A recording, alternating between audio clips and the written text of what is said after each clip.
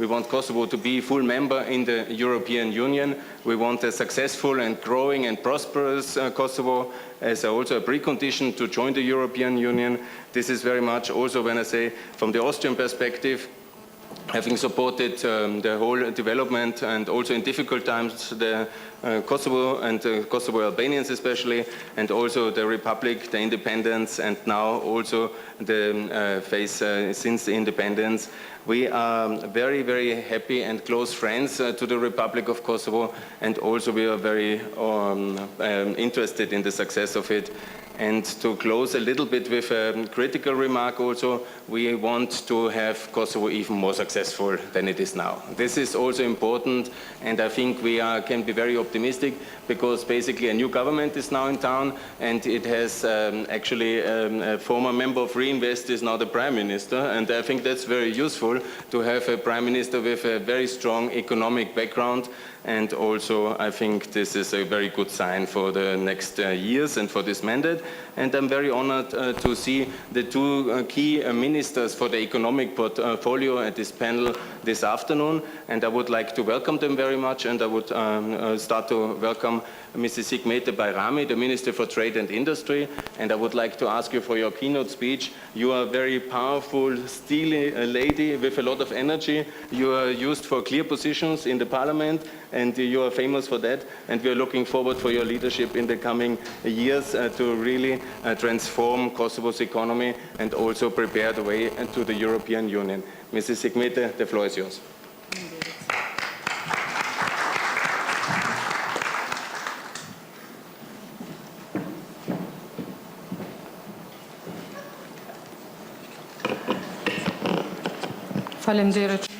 Thank you, Mr. Fellinger.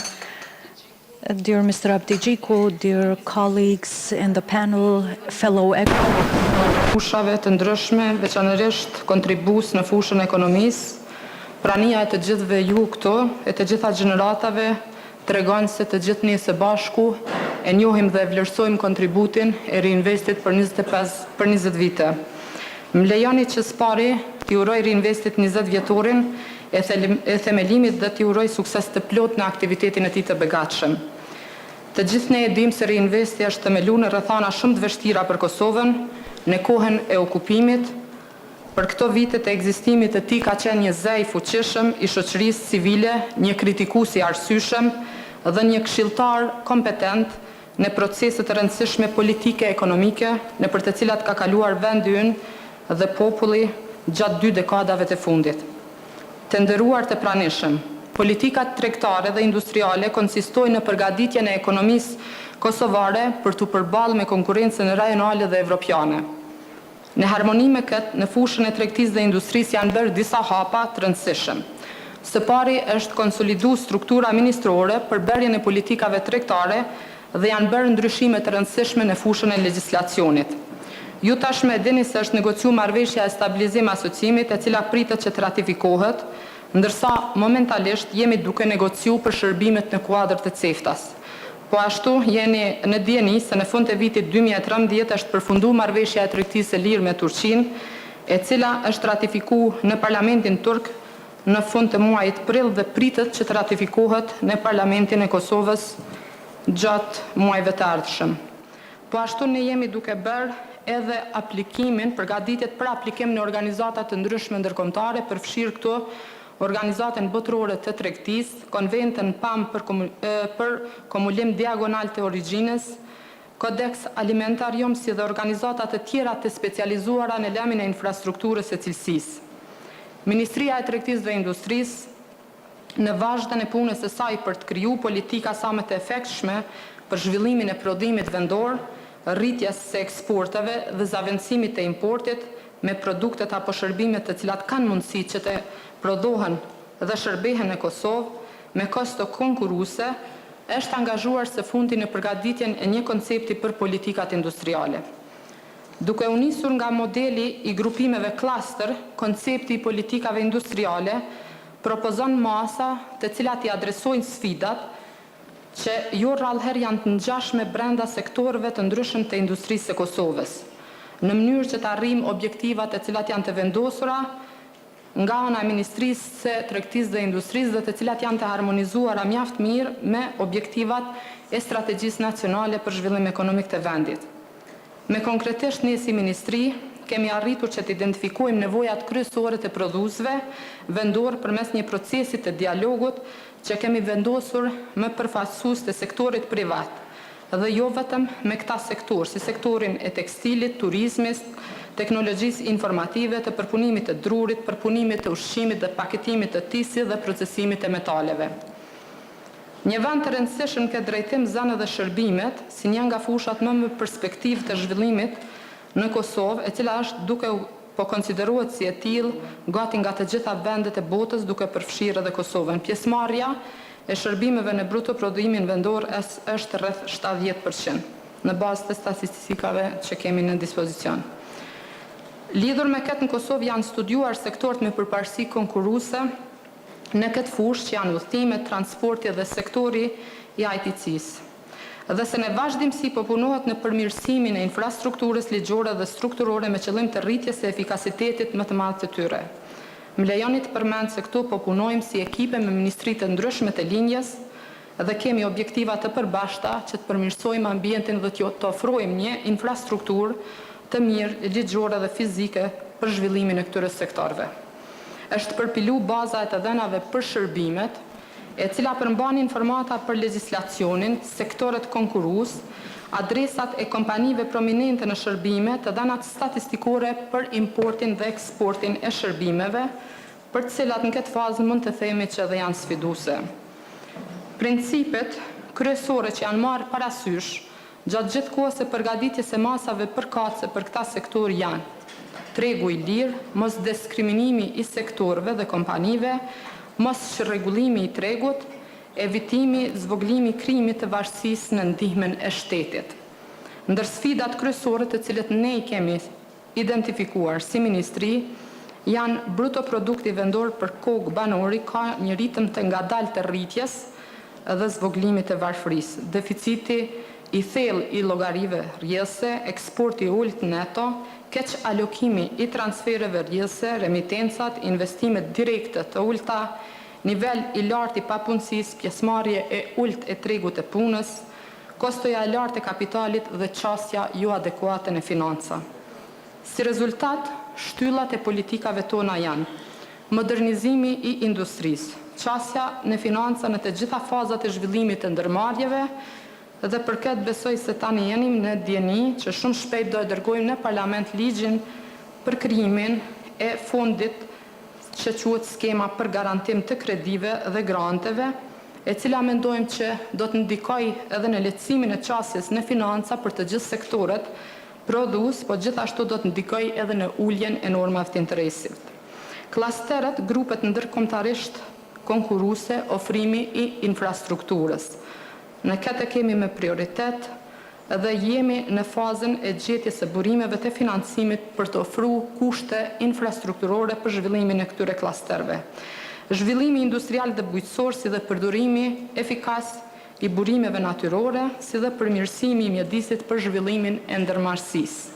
Po bëhen hapa të ndryshëm që në fakt byrokracia të zvoglohet në mënyrë që ndërmarrjet të kenë më të lehta të gjitha aplikimet, ligji të jetë i implementueshëm në mënyrë të drejtë për të gjithë, të mos ketë diskrecion të zyrtarëve, mirë po të trajtohet secili ndërmarrës në mënyrë të barabartë.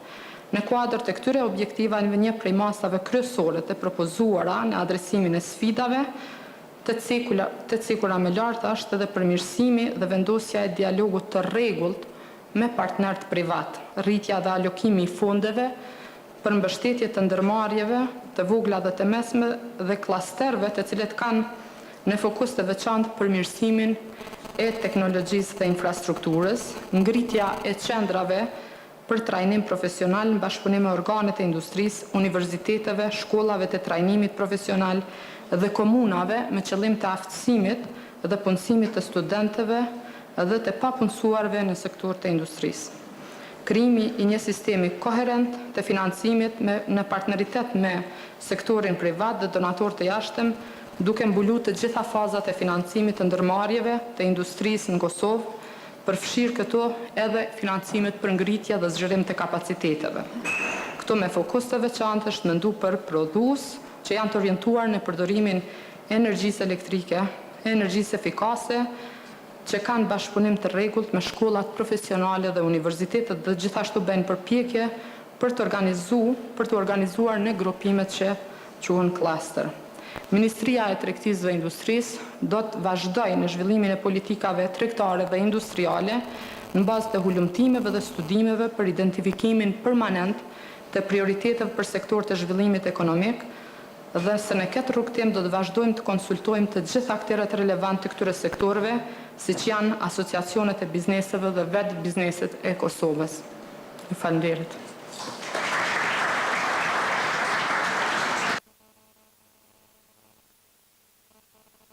Important policy announcements concerning SME guarantee fund for better access to funding. This is very important and this will help a lot. And also for your strong focus on equal access to all companies, because that was maybe missing in the past, and there is a very strong leadership, and I think all SMEs and also the foreign investors can be very happy to have a strong friend of the foreign investments and of the SMEs now at the helm of the Ministry of Trade and Industry.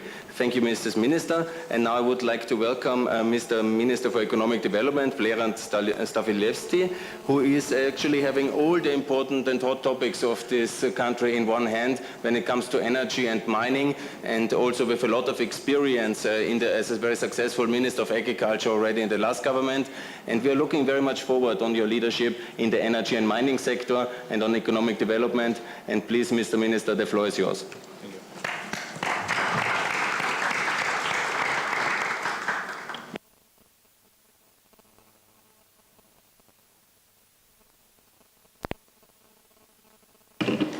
Faleminderit për prezantimin, zotri Fellinger, të nderuar udhëheqës të Institutit Riinvest, të nderuar profesor,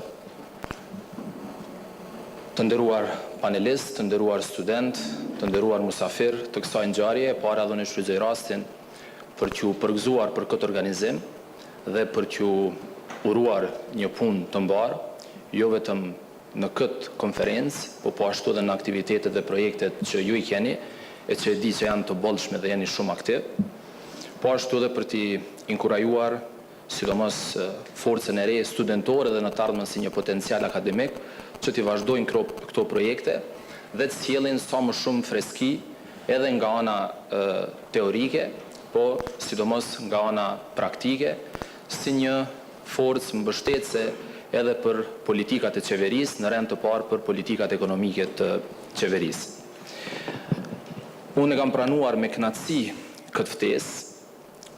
Ne zakonisht kur bëjmë organizime, shpeshherë dhe sulmohemi se gjithmonë po flasim për teori, për modele, për koncepte të ndryshme, dhe në fund njerëzit, opinioni, qytetarët e vendit tonë presin shumë më shumë diçka praktike dhe konkrete nga ne dhe i kuptoj plotësisht, po mendoj se ka hapësirë edhe për njërën edhe për tjetrën, sidomos organizimet e tilla, konferencat e tilla dhe kontributet që jipen edhe nga panelistët, edhe nga komentuesit e ndryshëm, nga studiuesit e ndryshëm, janë shumë të dobishme, sepse gjithmonë është shumë më mirë nëse ne i shtjerojmë argumentet dhe faktet, sidomos ato të natyrës ekonomike dhe sociale në këso lloj forumesh, dhe pastaj na ndihmojnë që ne të krijojmë politika më të mira.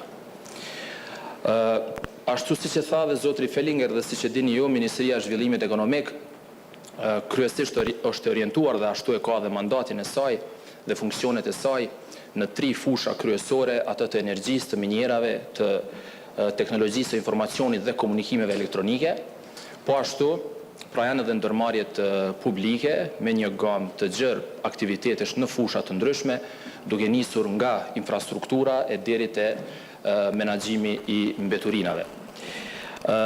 Unë për sot, duke dashur që më shumë të prevaloj aspekti praktik dhe konkret i asaj çfarë bëjmë dhe i mundësive që mund t'i kenë në rend të parë edhe studentët e Riinvestit, po dhe gjithë studentët e gjitha universiteteve tona, po do të thosha ndoshta edhe ata që sot nuk na përcjellin, që janë një fuqi ardhshme punëtore dhe intelektuale e vendit tonë, gjeneratat e reja, për treguar ndoshta disa kahje zhvillimore të vendit tonë, aty ku është potenciali. Sepse edhe këtu, unë po e them që disa herë dhe po e përsëris, që ne duhet jemi realist, edhe politikbërësit, edhe studiuesit, edhe ekspertët e fushave, që nuk është se ne i kemi 1 milion mundësi për të zhvilluar, po duhet koncentrohemi në ato fusha, ku pasaj brenda atyre fushave, them ka me qindra dhe mira mundësi për të zhvilluar në radhë të parë ekonomikisht dhe për të siguruar një mirëqenje dhe standard jetese më të mirë për qytetarët e vendit tonë.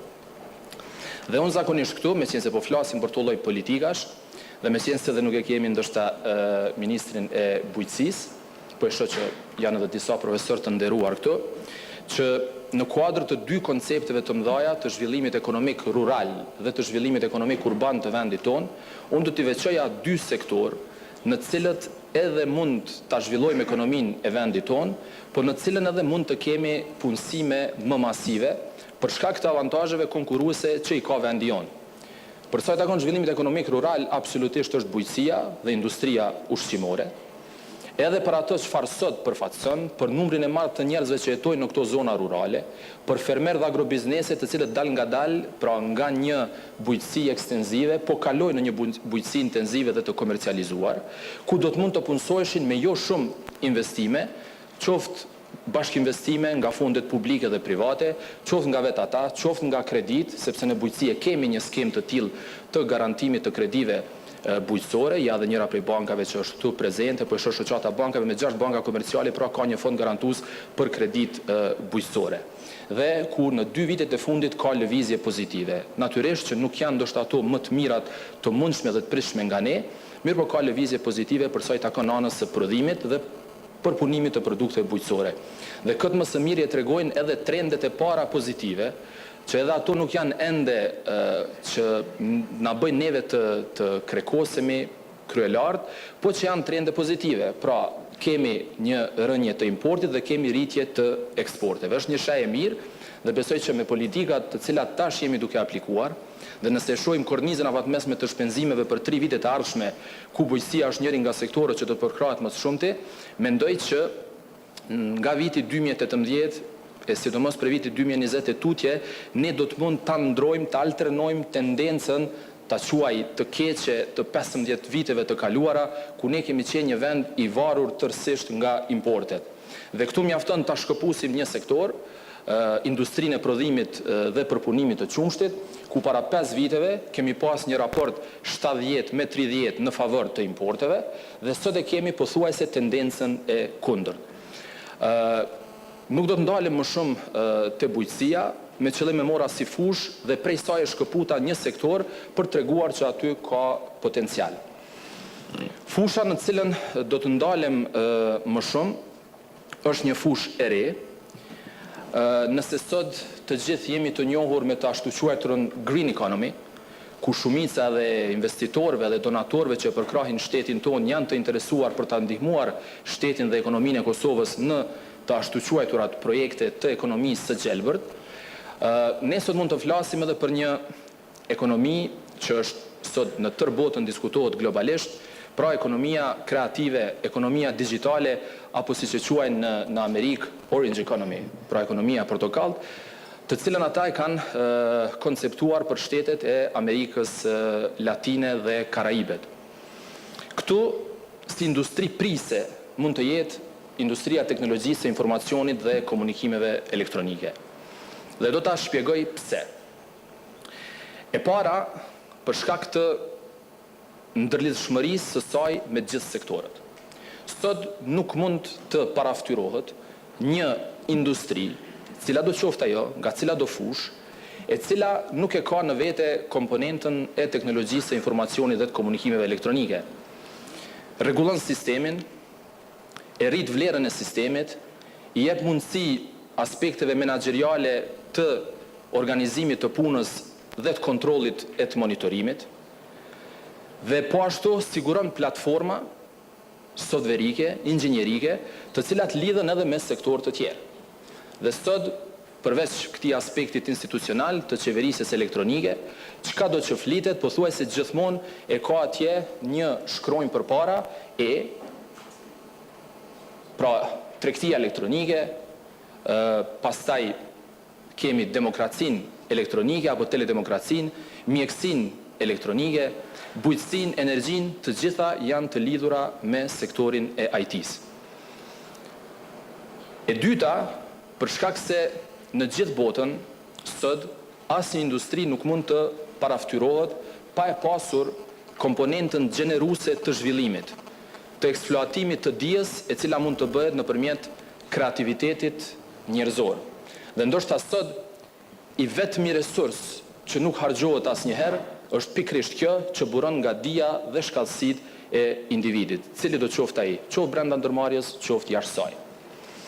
E treta, përparësia e përshtatshmërisë të sistemit të edukimit me nxjerrjen e kuadrove të cilat pastaj mund të bëhen bartëse të këtyre projekteve dhe këtyre aktiviteteve.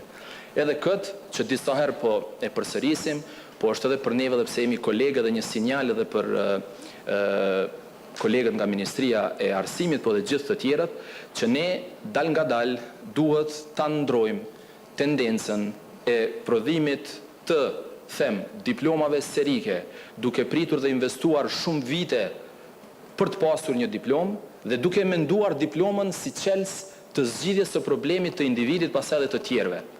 Dhe mendoj që këtu ka shumë hapësirë, që edhe ata që janë në këtë cikël, po dhe të tjerët që ende nuk kanë ndërmarrë vendime të tilla, të orientohen në fusha me të cilat nëpërmjet një edukimi më të shpejtë dhe më efektiv mund t'i asigurojnë vetes një vend pune, mund t'i sigurojnë të mira materiale, po ashtu dhe familjes, dhe pastaj pse jo të vendosin edhe për segmentin tjetër akademik.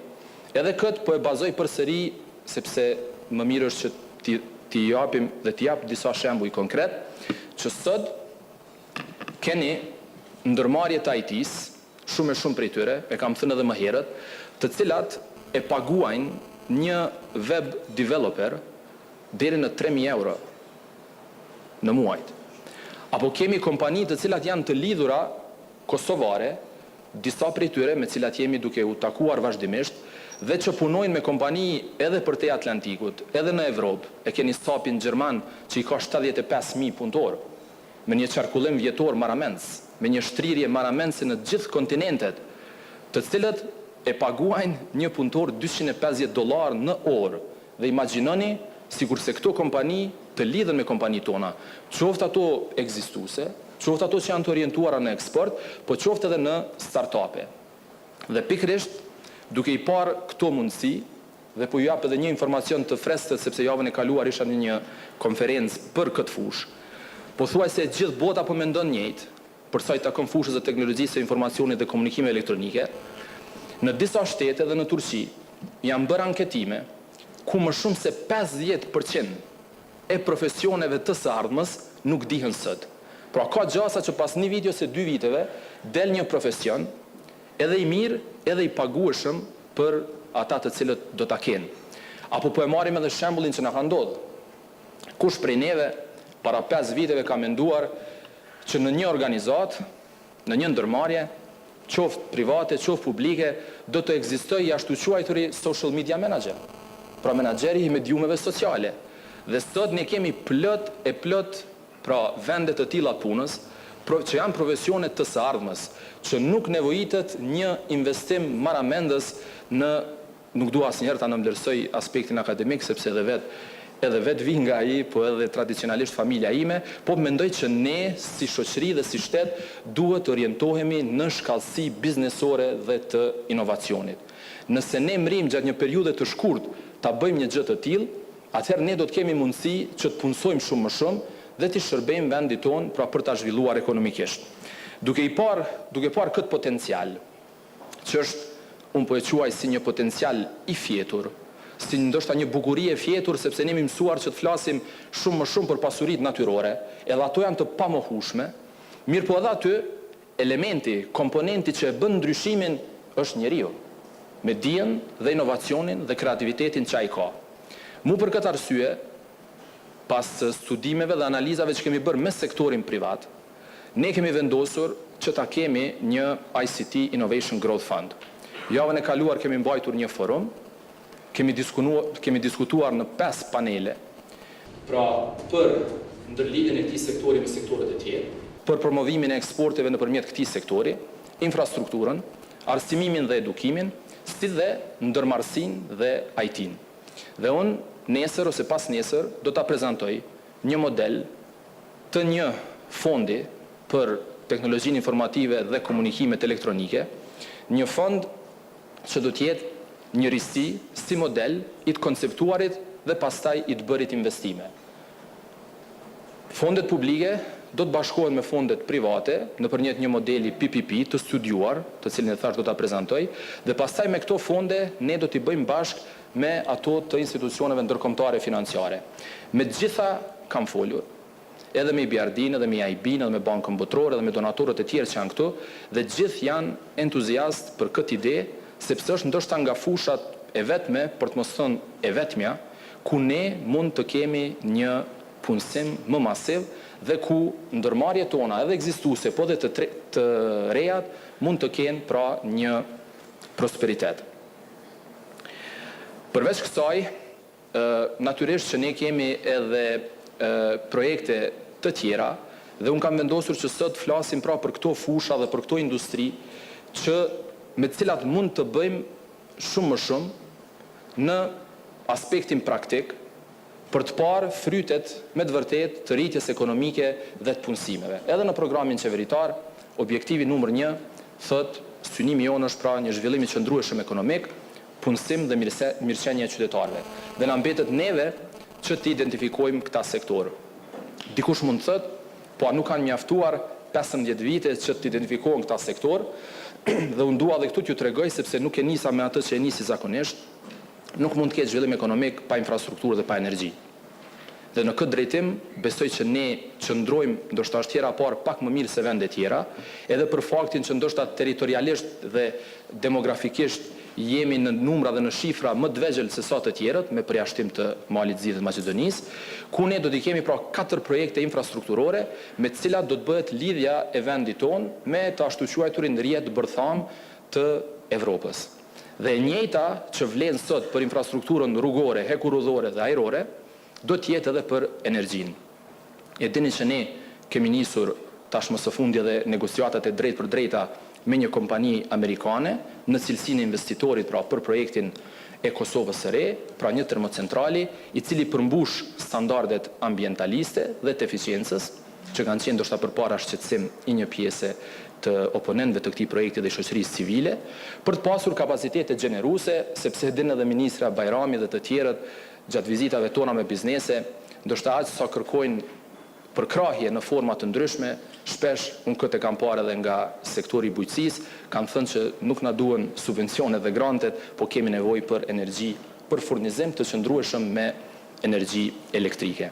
Dhe pastaj kjo i hap rrugë përsëri investimeve të tjera dhe sektorit privat, sepse në një të ardhme të afërt ne do ta kemi edhe lidhjet me shtetet e tjera, atë që kemi nisur me interkoneksionin me Shqipërinë, do të vazhdohet me shtetet e tjera, në mënyrë që edhe këtu një analogji me infrastrukturën e Ballkanit perëndimor me të Evropës, të jetë e energjisë, sistemit energjetik të Ballkanit perëndimor edhe të Evropës, liberalizohet tregu dhe pastaj pra edhe kjo fushë mund të jetë shumë atraktive për investitorët e ndryshëm dhe ndërmarrjet të cilat merren me fushën e energjisë.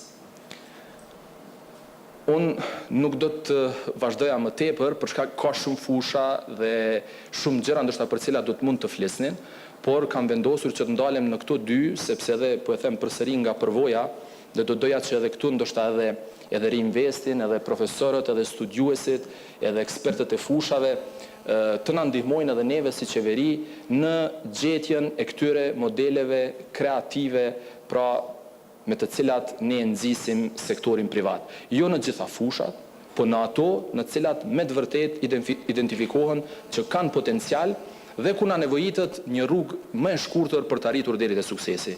Sot ka humbur durimi i njerëzve tonë, nuk mund ta pranojmë që dikujt i themi që ne po e bëjmë një politikë, frytet e së cilës do t'i shohim pas 5 vitesh ose pas një dekade. Ne duhet punojmë në shumë drejtime paralelisht, po I pari është ai gjetja modeleve të shpejta dhe efikase për rritje ekonomike, për punësim. Dhe pastaj t'i hapim rrugë pra edhe fushave të tjera.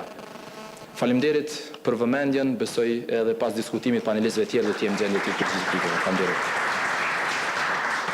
Thanks a lot, Mr. Minister. It's really true, Kosovo has achieved enormous in infrastructure in the last years, and this was really very necessary, and it's a great achievement. Also, thanks a lot for sharing this policy announcement for this Innovation Fund, and also for your strong focus on human creativity. This is really important because growth is a result of human creativity and also good economic policy.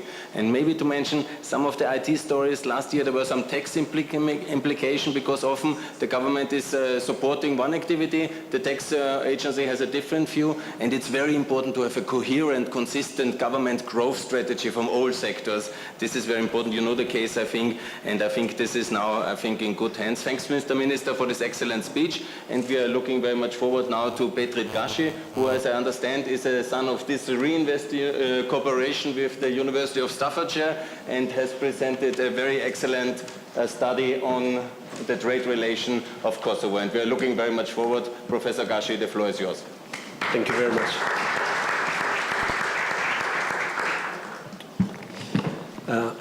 Faleminderit shumë. Zonë dhe zotri, ministra, ish koleg, miq të Riinvestit, lejon edhe unë t'ju uroj këtë ditëlindje, inshallah shumë tjera me shëndet edhe të mira. Çfarë unë do të prezantoj në vërtet, nuk është hera e parë që po e prezantoj këtë punim, në vërtet transformuar pak për shkak se para një muaji e gjysmë që kemi prezantuar në vërtet me kolegët e mi së bashku këtë prezantim.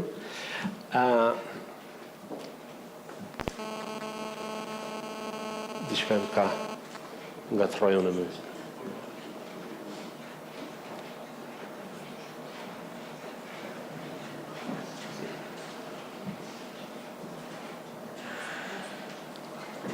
Mirë, se sa të bim fije.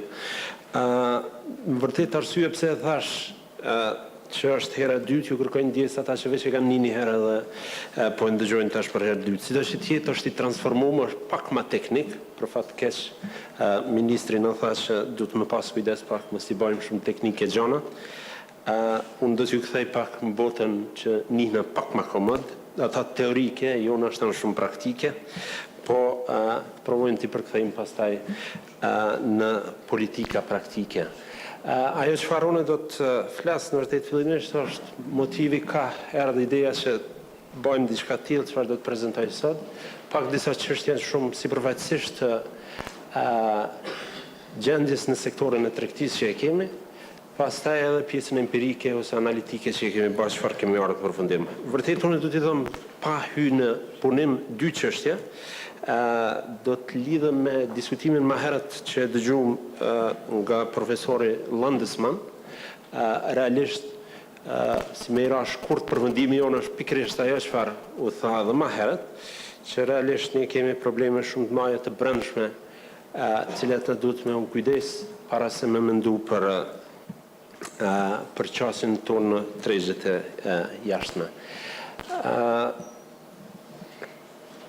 Ideja e këtij punimi në vërtet ka ardhur me kërkesë të Fondacionit Kosovar për Shoqëri Civile në periudhën sa ishim në Kosovë, ose qeveria e Kosovës ishte në negociata ose në përgatitjen e negociatave për marrëveshjen stabilizim asociem. Atëherë na është kërkuar neve që t'ju kontribuojmë qeverisë në këtë drejtim, t'ju ndihmojmë pak me definimin e pozitës negociuese. Realisht atëherë ishte pak vonë, kështu që ne thamë të mendojmë se çfarë do të ndodhë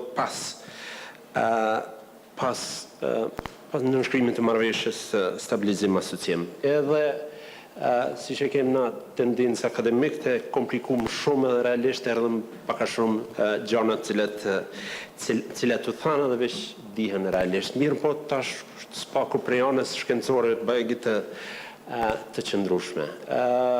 Artikulli do të thotë I analizon faktorët, përdor një teknik që është botërisht e njohur edhe analizon faktorët cilët lidhen me ose që i determinojnë këmbimet tregtare në mes vendeve, edhe sheh për të këtyne faktorëve politika që duhet ndërmirën që këto këmbime të forcohen. Çfarë,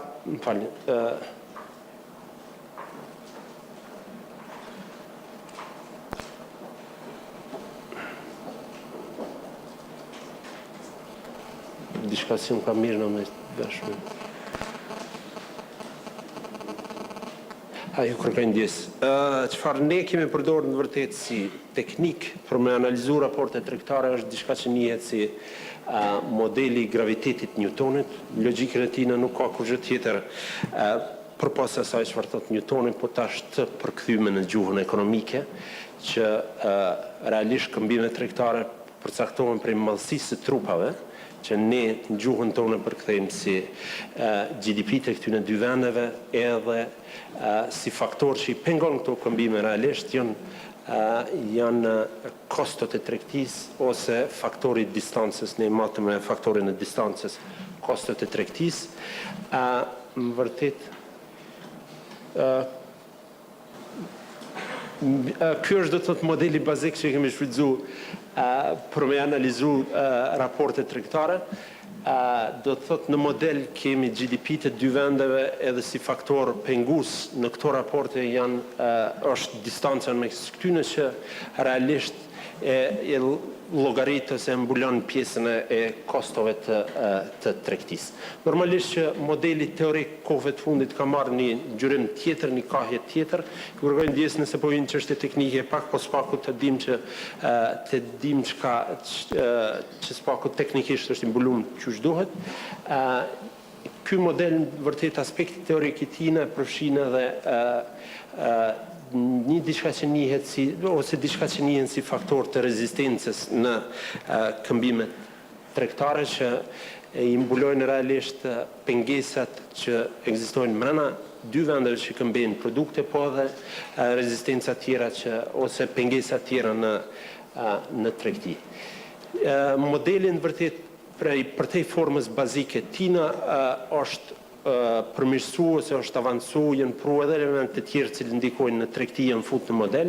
Realisht ne me qenë se kemi analizu raportet Kosovë BE, nuk kemi mujt me i fut disa prej variableve standarde në model, po i kemi fut dy cilat kemi konsideru që janë të rëndësishme. Një ka të bëjë me faktin që edhe ne si një pjesë e konsiderueshme e BE-s shfrytëzojmë valutën e njëjtë, që është një faktor që spaku duhet ndikojë pozitivisht në këmbimet tregtare, edhe dimenzionin tjetër që ju diskutu më herët, rolin realisht të diasporës. Ne diasporën zakonisht e shohëm prej prizmit ose të konsumit ose të investime, po ma pak e kemi analizu në kontekst të tregtisë, edhe do të shohëm pak ma vonë në rezultatet që na dalin. Edhe për disa aspekte tjera në vërtet imi kujdes në kontekst të modelit cilat nuk e kam njetë më ju mundu shumë. Dhana cilat i kemi shfrytzu për këtë analizë është një kombinimi dhanave cilat i prodhojmë ne në Kosovë, një këmbime tregtare ose vlerat e këmbime tregtare i kemi marrë prej Agjencionit të Statistika. Për GDP të vendeve të Kosovës e të vendeve BE-s kemi shfrytzu bankë botërore, për distancën gjeografike, për diasporën edhe remitencat kemi shfrytzu bankën qendrore të Kosovës. Po provoj vetë një ndjenjë të vogël me ja dhënë se çfarë rezultatesh kemi nxjerrë. Realisht thash edhe herë që GDP të vendeve parashihen a priori llogaritet që ndikojnë pozitivisht në këmbimet tregtare. Modelin e kemi realizuar realisht ose kalkulimet i kemi realizuar për dy, edhe në anën e eksporteve dhe në anën e importeve. Mund t'jap sqarime pse kemi vendosur për diçka të tillë nëse dikush është interesuar më vonë. Një herë po i prezantoj rezultatet në pjesën e eksporteve. Realisht pritjet që i kemi pas paraprakisht, GDP-t e këtyne dy vendeve, ose rritja në GDP-n e këtyne dy vendeve do të ndikoj pozitivisht edhe në rritjen e këmbimeve tregtare.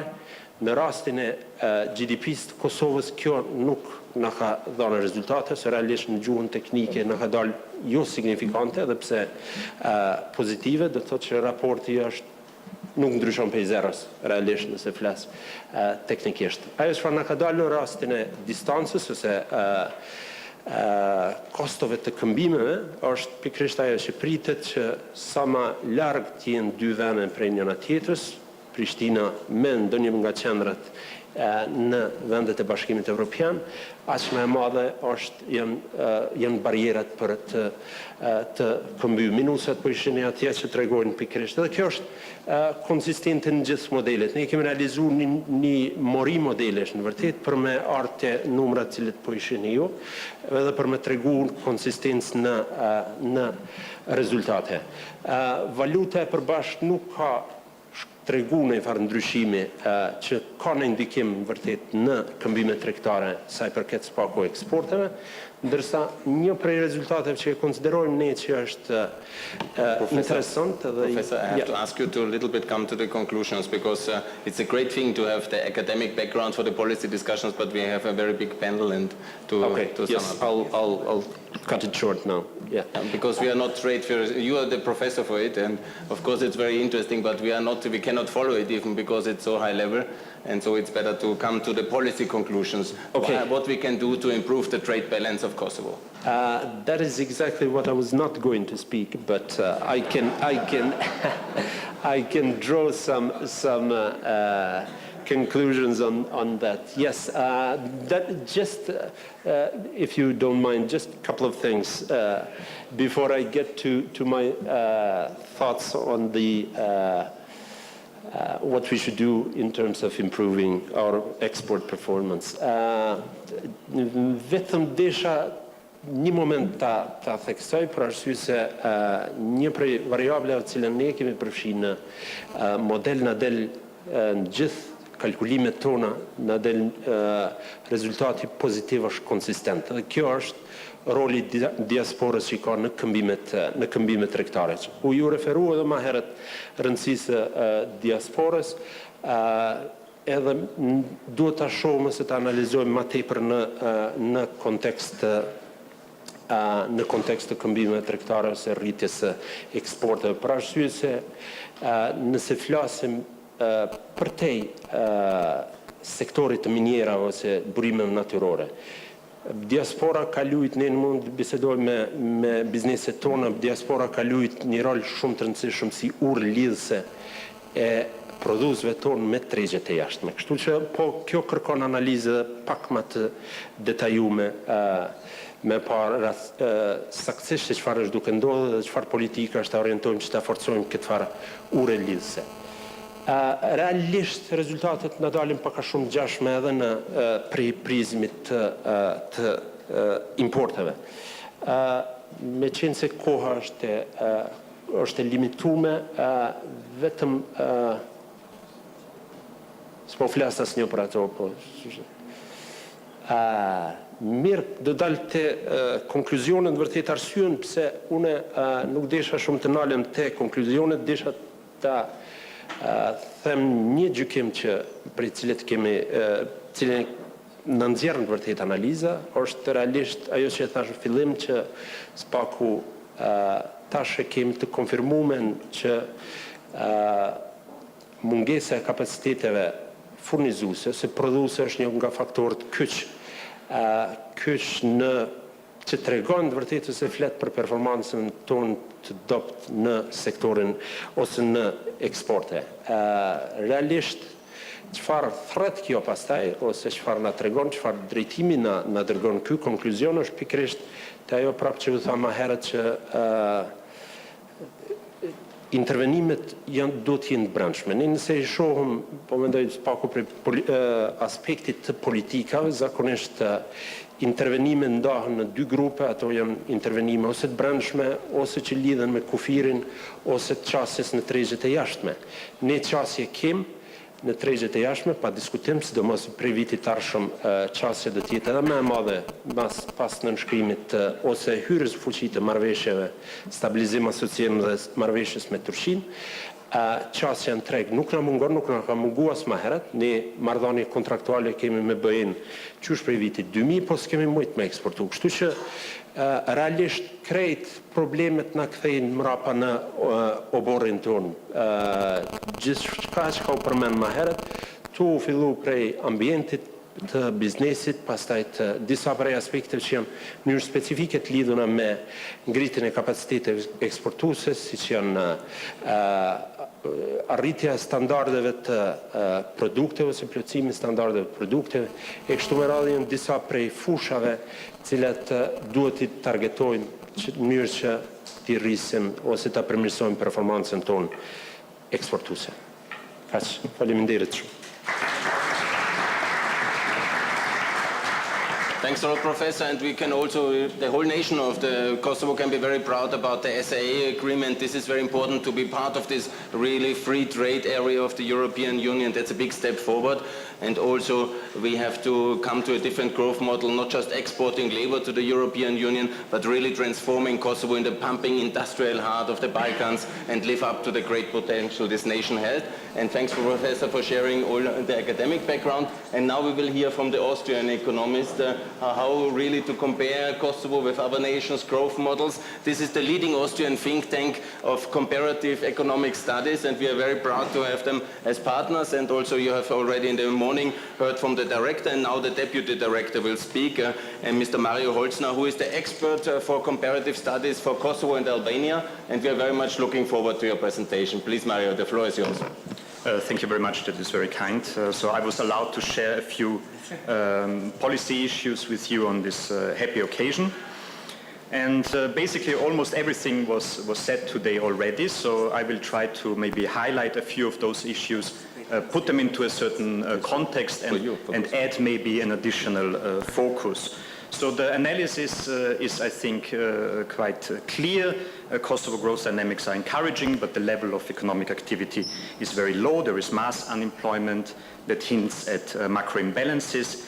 Net transfers from migrants are pivotal to covering the huge trade balance deficit, because basically manufacturing exports are really very tiny. Wages are low but increasing, partly ahead of productivity. The lack of an own exchange rate policy is a substantial impediment. Transport infrastructure is of average, weak Balkan quality, and the energy infrastructure, one could say, is dismal even for Balkan standards. Now, the good news is that there is apparently some fiscal space, that overall external indebtedness is rather low.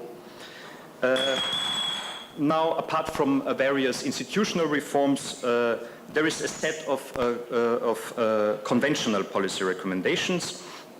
You have heard already quite a few of them today, and they mostly comprise of measures that are only effective in the medium to long run. And the aim of those measures is basically industrialization, to substitute remittances with basically exports. So I will maybe highlight a few of those suggestions in the following. So basically, what have other countries, transition economies done? They have increased export capacities via FDI support. Specifically for the case of Trepča, of Kosovo, the issue of the Trepča mine status is also important, but that is something we will hear in the afternoon later on. The main issue here is also market access, and this is not only market access to the EU, but market access to the neighboring countries is of utmost importance. So maybe one could learn, for instance, from Austrian experience, that a network of trade offices in the neighboring countries would be quite helpful to maybe connect business communities and overcome non-tariff barriers.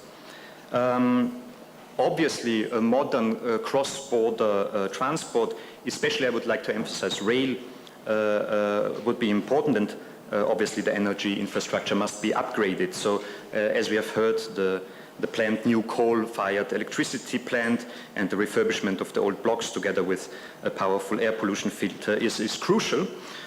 But also energy diversification via the redevelopment of the old gas network would be important, and the improvement of the power lines is another goal. And something we heard quite often already today, secondary education, specifically vocational training, including maybe an apprenticeship system which is known in Austria and Germany, for instance, would be an important goal to achieve. Okay, so this is mostly the conventional set of long-term policy recommendations, and now maybe a set of unconventional policy recommendations which rather focus on the short to medium run and would have the potential to basically increase aggregate demand, reduce unemployment, solve some of the really pressing social conditions. And there are basically two options if we consider that in the short run we can't increase the export capacities dramatically. So we could, for instance, increase remittances. Or the other option would be to increase domestic value-added creation, but at ever lower increases of imports for any additional value-added created domestically. So in the first case, more remittances. Well, one would have to try with the European partners to facilitate migration, obviously, but with a view on the problem that you don't want half of your population to leave the country, maybe some systems of circular migration flows and return migration systems could be tried to facilitate. And maybe incentives, schemes for remittances to go into business activities should be developed. So this is the one option with the remittances. The other option, to create more value added, but with ever less imports, is due to the problem that there is at present a current account constraint growth model, if you wish.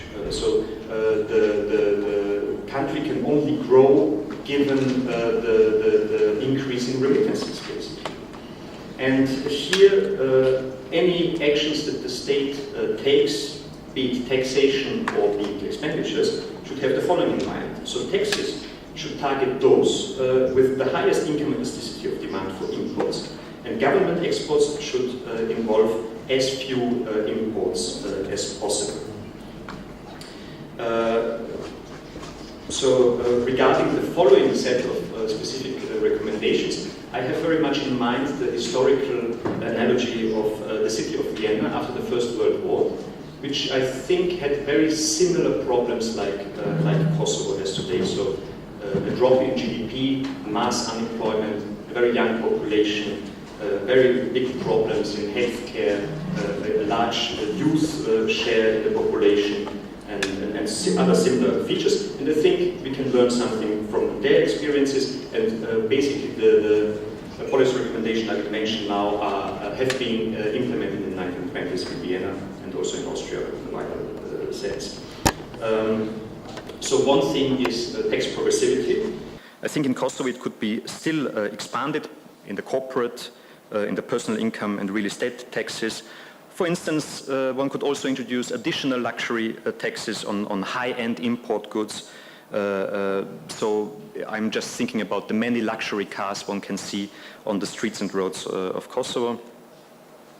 So this would create revenues which could be then invested, for instance, in a nationwide municipality housing project. That would help to solve the housing shortage in the country, and it would employ in the very short run a lot of low-skilled workers with a comparatively low income elasticity of demand for imports. One could try to use much more local building materials, which, as far as I understand, are being produced in Kosovo, such as cement, bricks, but also some woodworks and so on. And this would have additional, would satisfy additional goals, in fact, given that we can observe in many parts of Kosovo a suburbanization of formerly agricultural space, which would be in fact used for substituting food imports. So this is one important cornerstone solving the housing problem.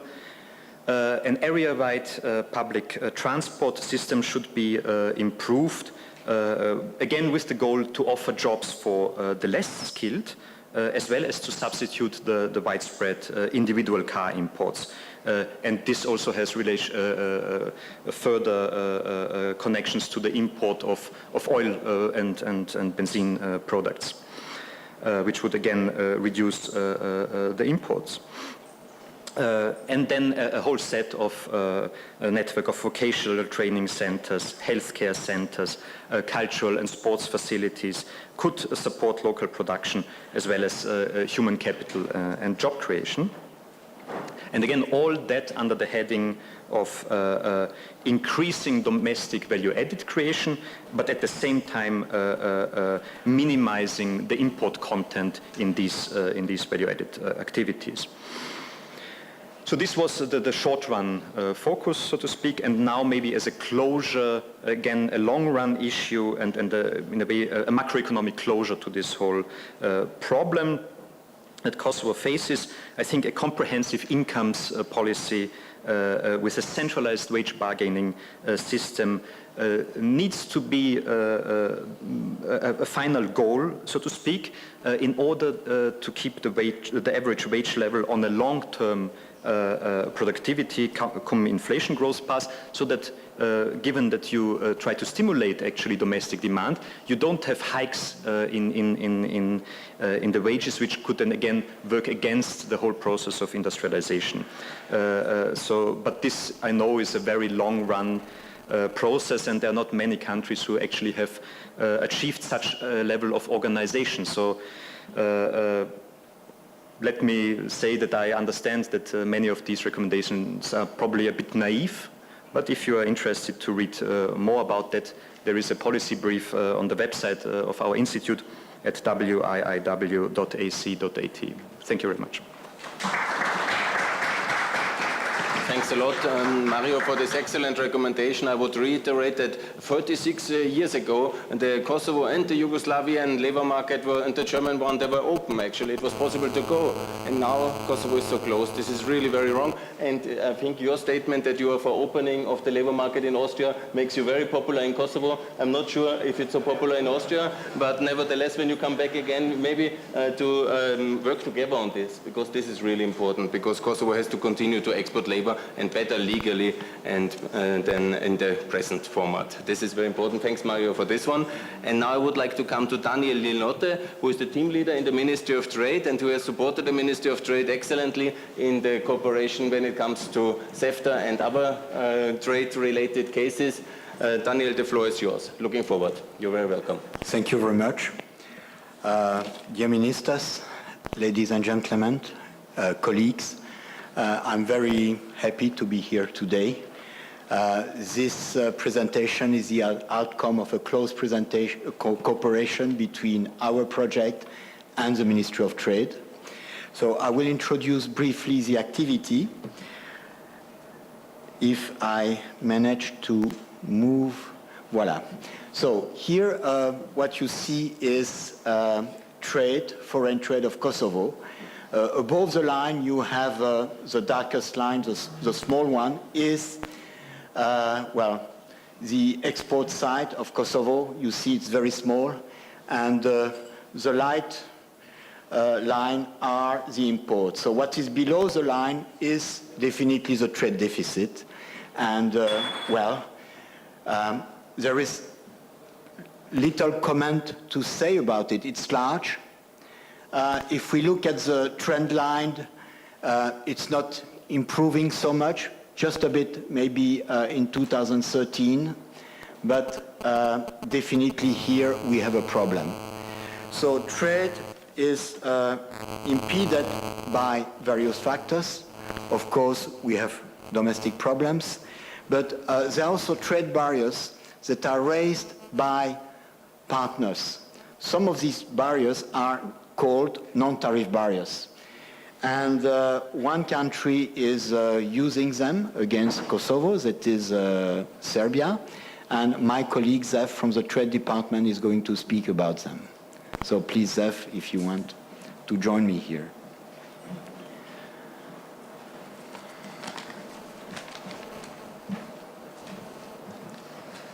Faleminderit kryesues të nderuar ministra, profesor, zonja dhe zotëri.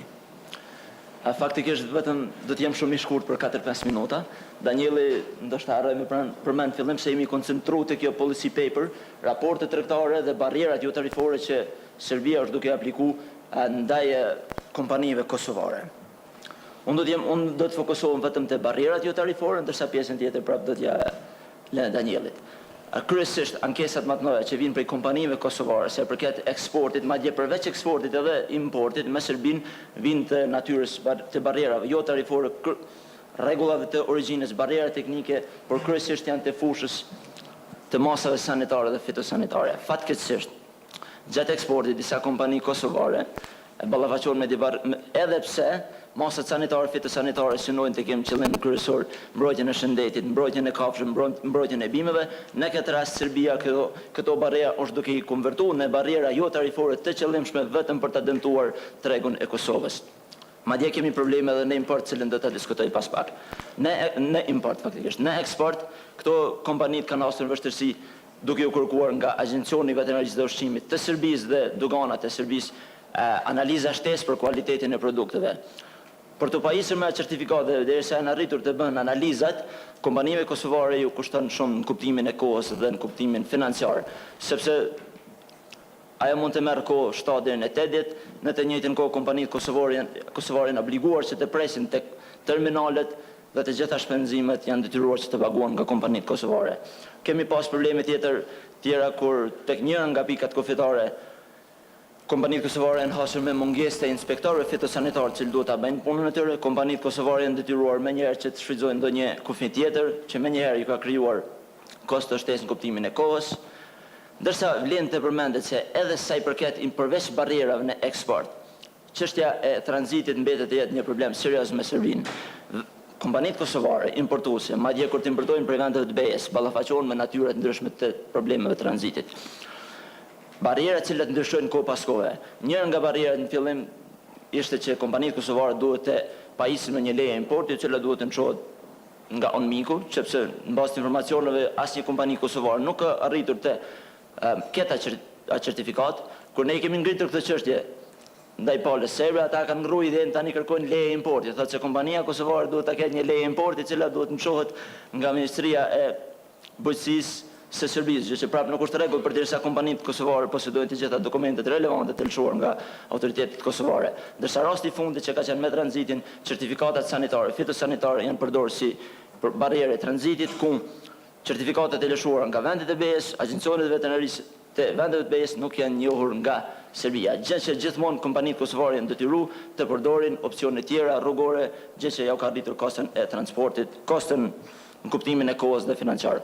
Mirë, po vlen të theksohet se për gjitha këto çështje, sa herë që janë ngritur, ne kemi arritur të zgjedhim, sepse Ministria e Tregtisë dhe Industrisë si pikë kontakti në nivel të CEFT-s, më falni, gjithnjë i kanë ngritur këto dhe janë zgjidhur. Mirë, po duhet të pranojmë faktin se masat të aplikuara nga Serbia janë paparashikueshme dhe nuk mund të thojmë se nuk do të ballafaqohen më. Mirë, po ajo që ne mund të thojmë krejt është se mbas takimeve të rregullta ne që i mojmë me biznese, bëj apel që gjitha bizneset, edhe pse e dinë që pika vetëm është adresa, është Ministria e Tregtisë, t'i adresojmë, mirë, për çdo çështje do të jemi të hapur prapë dhe do t'i adresojmë. Faleminderit.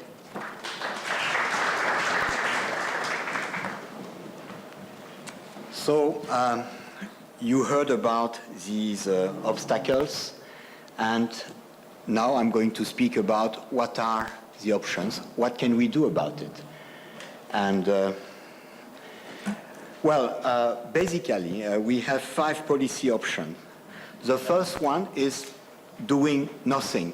So this is not really the best option. You have to protect your companies. Doing nothing means that you discourage companies in the country, not only companies exporting, but also importers. And in a way, you also penalize consumers, importers in Serbia because they also benefit from your product. So this is not the option. Bilateral solution. Of course, there were contacts between Serbia and Kosovo, between the ministries, between the agencies. Some solutions could be found, but it repeats. So the situation does not really improve as it could improve. So the next solution, third, is maybe the first best solution, that is a solution within CEFTA. Both countries belong to CEFTA, Serbia and Kosovo, and well, they could just follow the rules.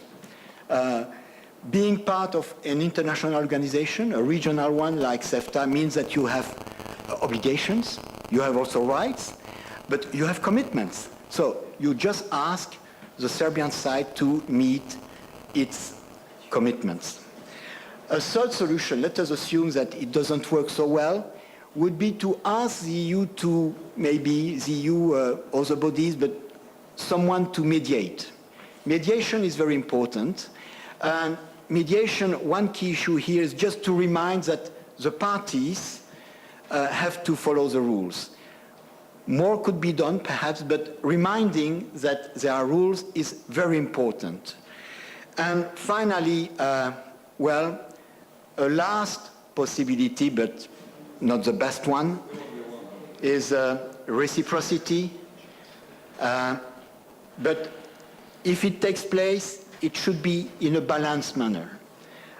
If you lose for 100,000 euros, you should not retaliate by, let's say, cutting imports by 2 million euros. So it should be balanced. Overall, I'm not Kosovar, but I think I can speak for my colleagues. Kosovo is a small country, is willing always to fulfill its international commitments and obligations. And I definitely believe that Kosovo is pushing for constructive dialogues and negotiations between all parties, within CEFTA and also bilaterally. So thank you very much.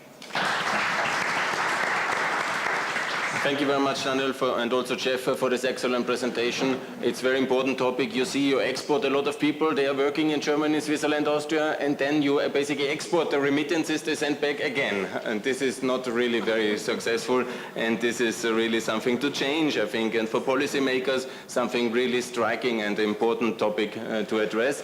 Protectionism definitely is not the answer, but you know, you can also integrate very closely with your neighboring country, Albania, because the trade flows between Albania and Kosovo are really very low, and if there's issues with Serbia, why not to work? Mr. Malaj likes that statement, I'm sure, as the former Minister of Finance of Albania, but really there is a lot of opportunity and openness, and I think that's the way forward. But thanks now for this very excellent presentation. We are looking forward to hearing more on this important issue in the future. And now I would like to introduce you a gentleman from Georgia who has done tremendous efforts in Georgia. And this is maybe... He's already here. So he's very fast, very efficient, and they are also one of the best reforming countries in the world. And I think we will hear about the success of Georgia very much in the coming minutes, and we are very much looking forward. Zaza, the floor is yours. You're welcome. Thank you very much. Ladies and gentlemen, first of all, I would like to use this opportunity to congratulate the Riinvest Institute for the anniversary, and thank for the invitation, for giving us opportunity to participate. It's a great honor for me to be here with you today, together with distinguished ministers and other distinguished speakers in this panel. In my presentation today, I would like to speak about Georgia's practical experience and the challenges Georgia's agriculture is facing during the European Union accession process. It could be similar with the recent development, what is happening now in Kosovo, and particularly in Kosovo's agriculture. Before starting my presentation, I would like to give you the country snapshot about Georgia.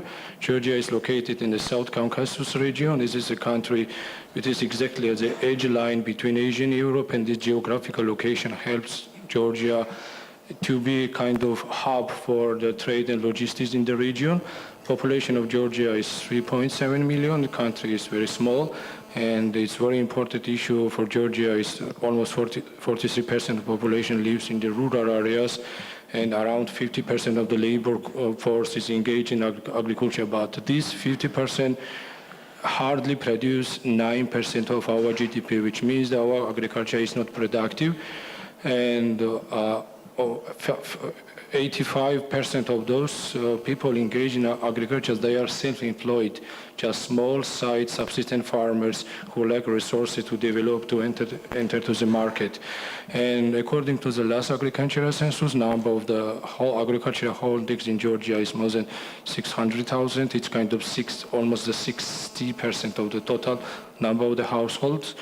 This slide shows, and the agriculture provides safety net for the jobless people in agriculture, and it serves kind of social function because those people are involved in agriculture not only because they like this business, because of this is only primary income source of their income.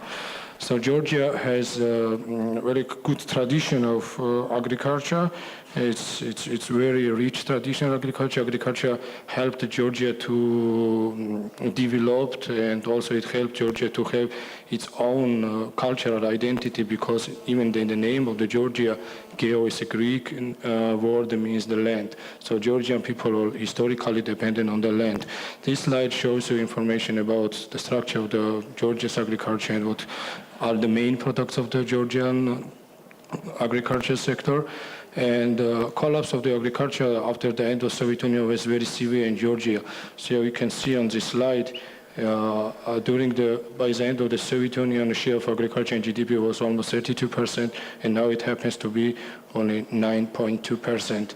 And if you look to the first decade of the Soviet Union, agriculture sector contracted averagely by 11% every year. So after the 2001, Georgian agriculture started to recover, but total percentage point of recovery was only 6%, 0.6% averagely every year. It's quite far behind the development of the other sectors in Georgia. This is the real growth rate of the agricultural sector in Georgia. It's kind of changing year to year, and I would like to pay your attention on the last number. It's the 2014 real growth rate. Agriculture is 1.5%, and it's after unprecedented amount of the state subsidies to agriculture. So Georgian government spends 130 million euro subsidizing the agriculture in 2013, but it resulted 1.5 growth rate, which means useless and ineffectiveness of the subsidies to the agricultural sector of Georgia. Georgia and European Union, last June, Georgia signed the associated agreement with the European Union, and the main component of the associated agreement is deep and comprehensive free trade area, DCFTA, and DCFTA is more related to agriculture on two dimensions. It is food safety and animal and plant health, sanitation and phytosanitation. Georgia government, together with the European Union, prepared and submitted DCFTA action plan, which mostly there are mostly included some kind of legislature plan, and 70% of all the requirement changes in legislature comes to food safety, sanitation, and the phytosanitation. There is a huge agenda for the Georgian agricultural ministry and the whole agricultural sector of Georgia in order to develop. This CFTA has a three kind of impact on agriculture. This is a direct impact on agriculture. And you can see on the slide some agricultural products. It's a kind of estimation done by the private companies. So some agricultural products will be increased in production, but some of them will be decreased. Of course, it has a benefits for some sectors. It has not benefits so other sectors. There is also impact on trade. There are three types of exemption to free trade. I will speak about during my next slide. And last one is impact on consumers, mostly related to food safety regulations. The safety impact on trade. According to this CFTA, the trade tariffs has been eliminated to all the industrial products, and there's three kinds of exemption on agricultural products which Georgia should apply for. First refers to the quota on garlic, which is annual number of the quota is limited, number of quota is to 120 ton of quota every year. And then comes kind of fixed entry price limitation for several products. It's tomatoes, cucumbers, and you can see this slide, and oranges, apples, and those are the mostly traditional products which is produced in Georgia. And the last exemption is kind of anti-fraud mechanism which gives kind of quotas of the export to European Union market, but this quota should be negotiable with the European Union.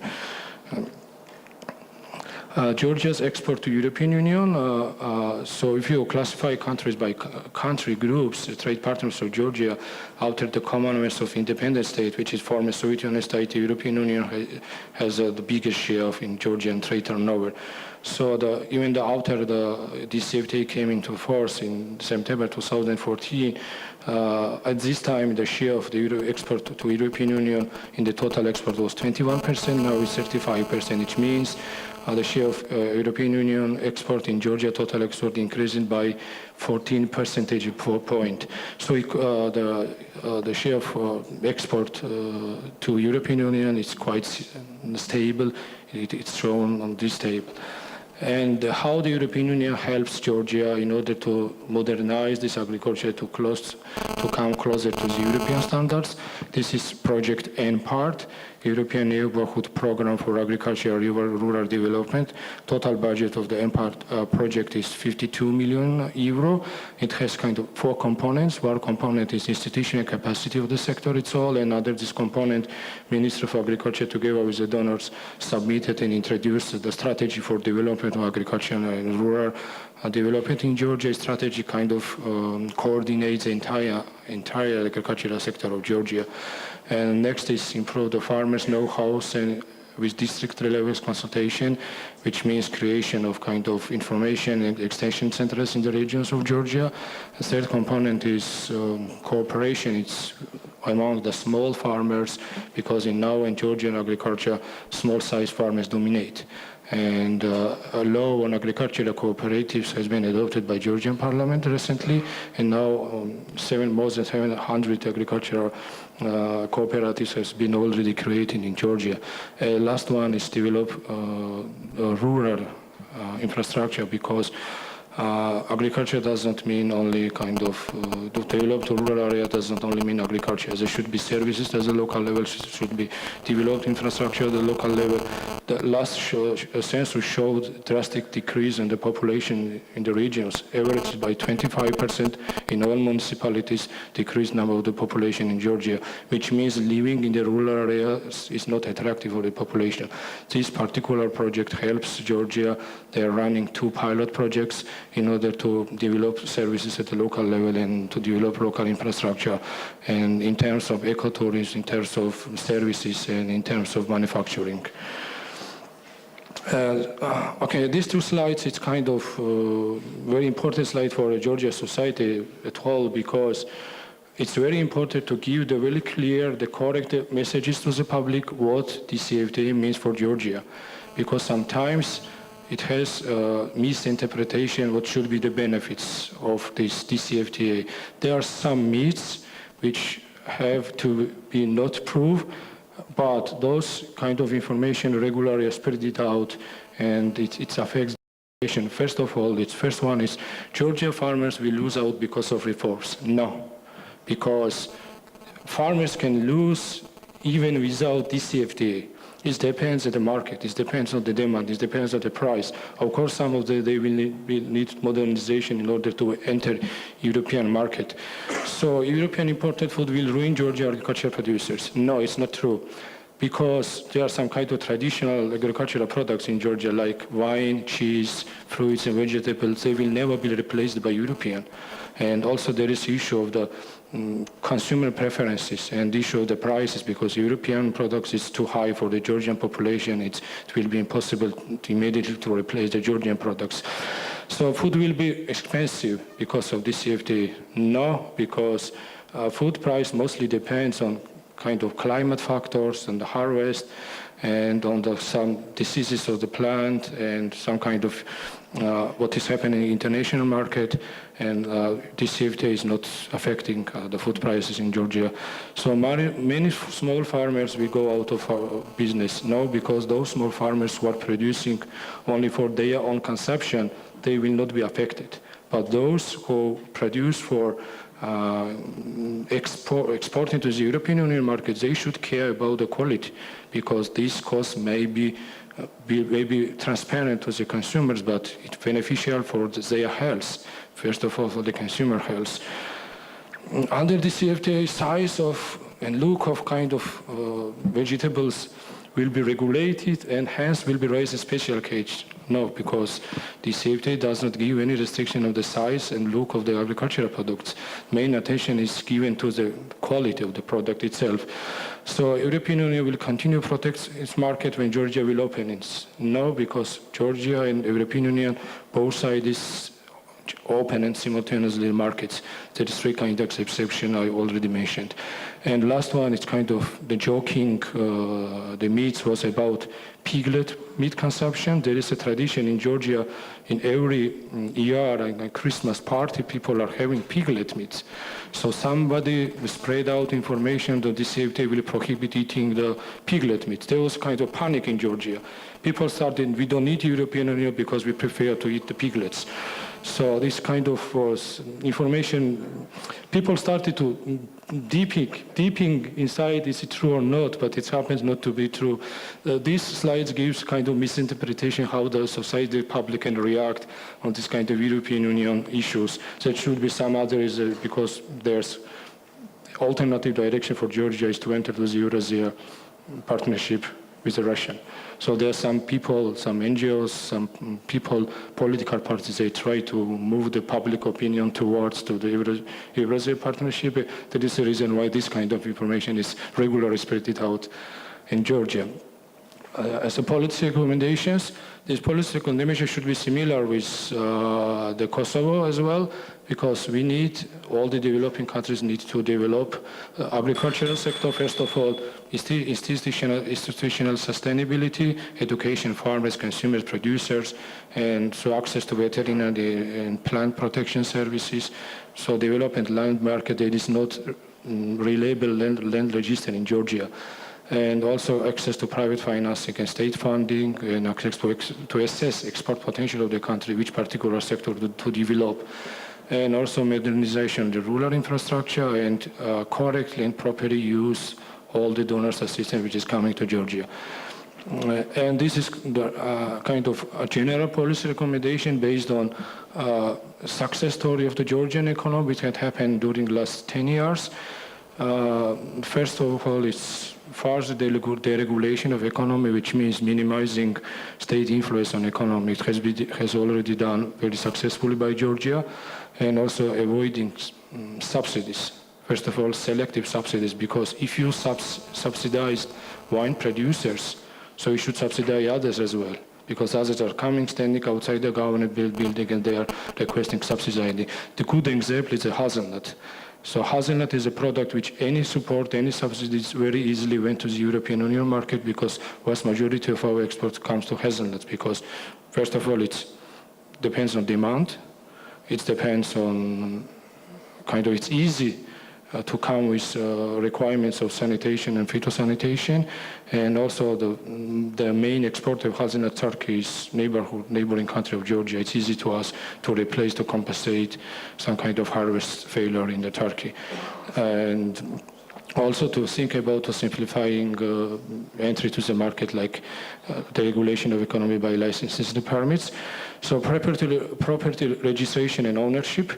It's kind of a story happening in Georgia during the last 2 years. The new government which came into for Georgia, they announced a moratorium on foreign land ownership, so which causes drastic decrease to the investments, to the foreign investments, because investors used to be very flexible to buy, to rent the land in Georgia, and then one day they had obstacles in order to get land in Georgia. So it's very important to stimulate trade liberalization, avoiding barriers to trade, and also tax payment simplification to decrease regulatory and administrative burden on taxpayers. It is very important for Georgia. It could be a very good example for Kosovo as well. And on my last slide, I would like to conclude my slide. This is Before coming to doing business, I would like to mention that Georgia is very successful in corruption perception index done by Transparency International. Georgia has a huge jump, and now it's 15th place among 200 countries, and also it's very successful Georgian Economic Freedom Index.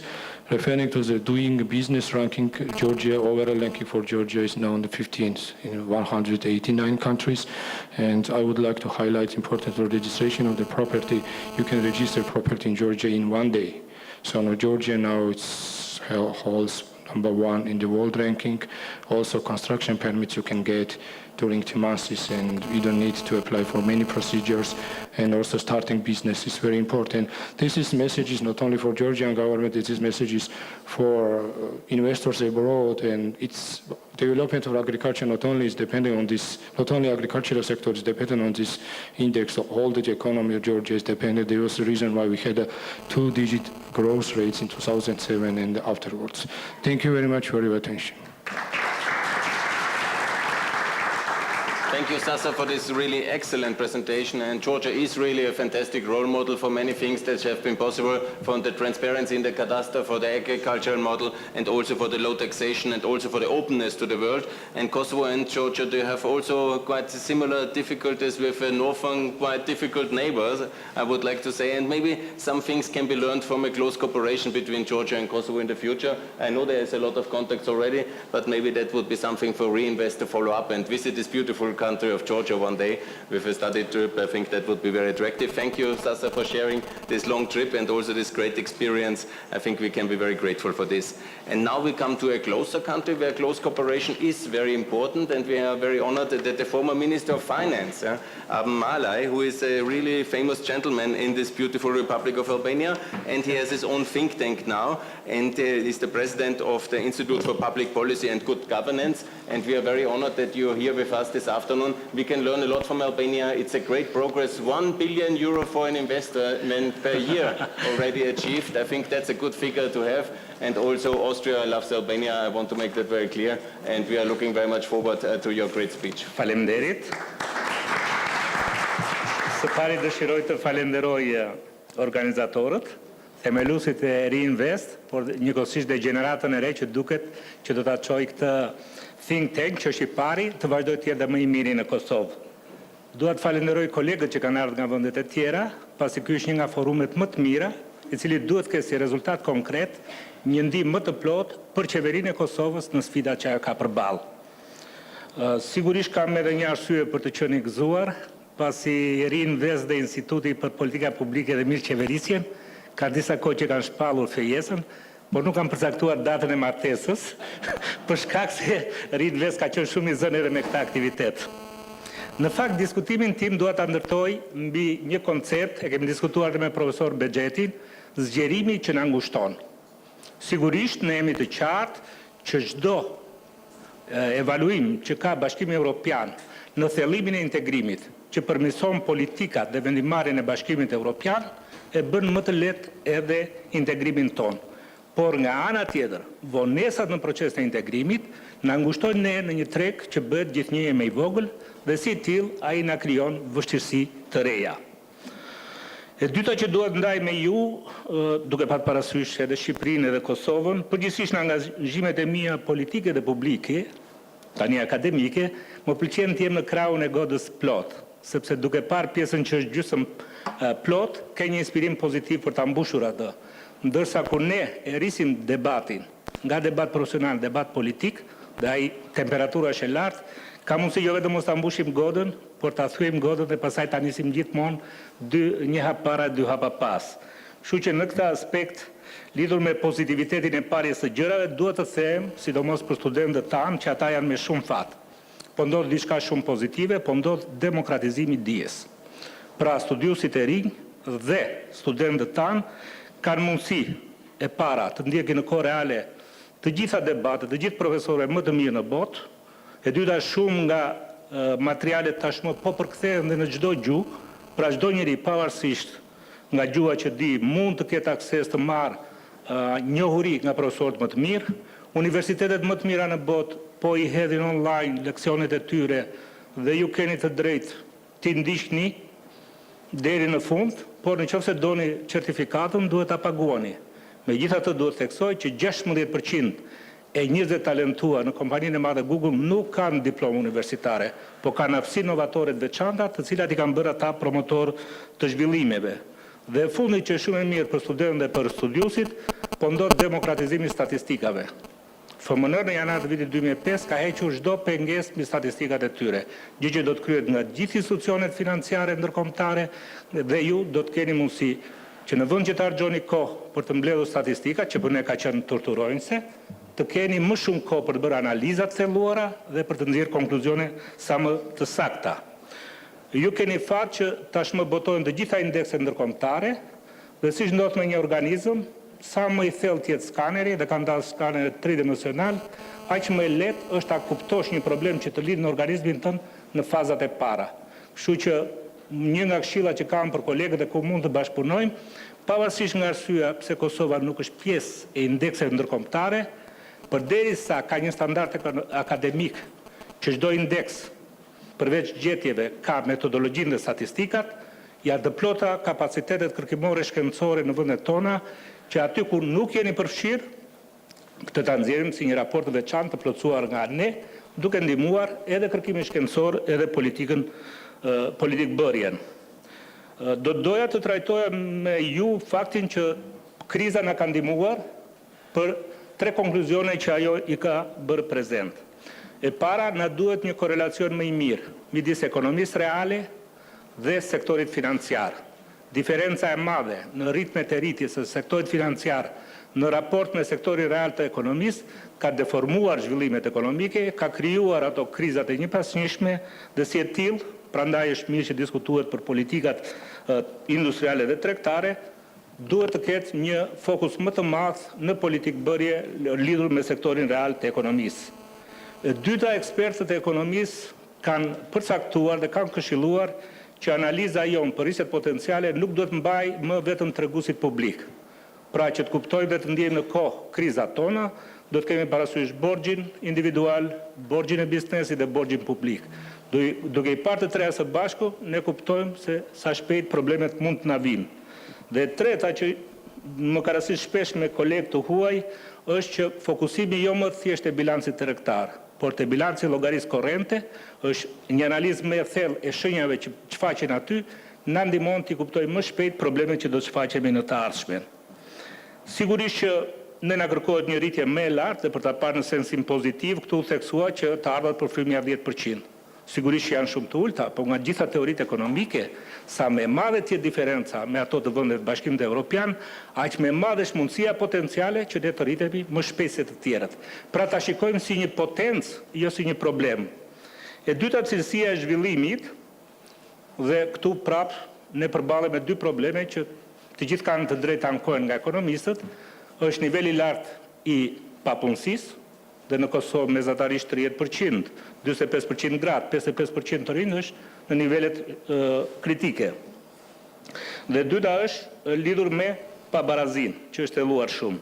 Sigurisht që këto duhan patjetër një rritje ekonomike e cila të jetë e lartë, cilësore, pra jo rritje nga borxhet, jo rritje nga dëmtimi i burimeve natyrore, dhe njëkohësisht të jetë përfshirëse, të jetë gjithmonë të përfituesit, të mos jenë pagduar, ata që ka nevojë për ndihmë të jenë gjithnjë më pak dhe ndihma të jetë sa më pozitive.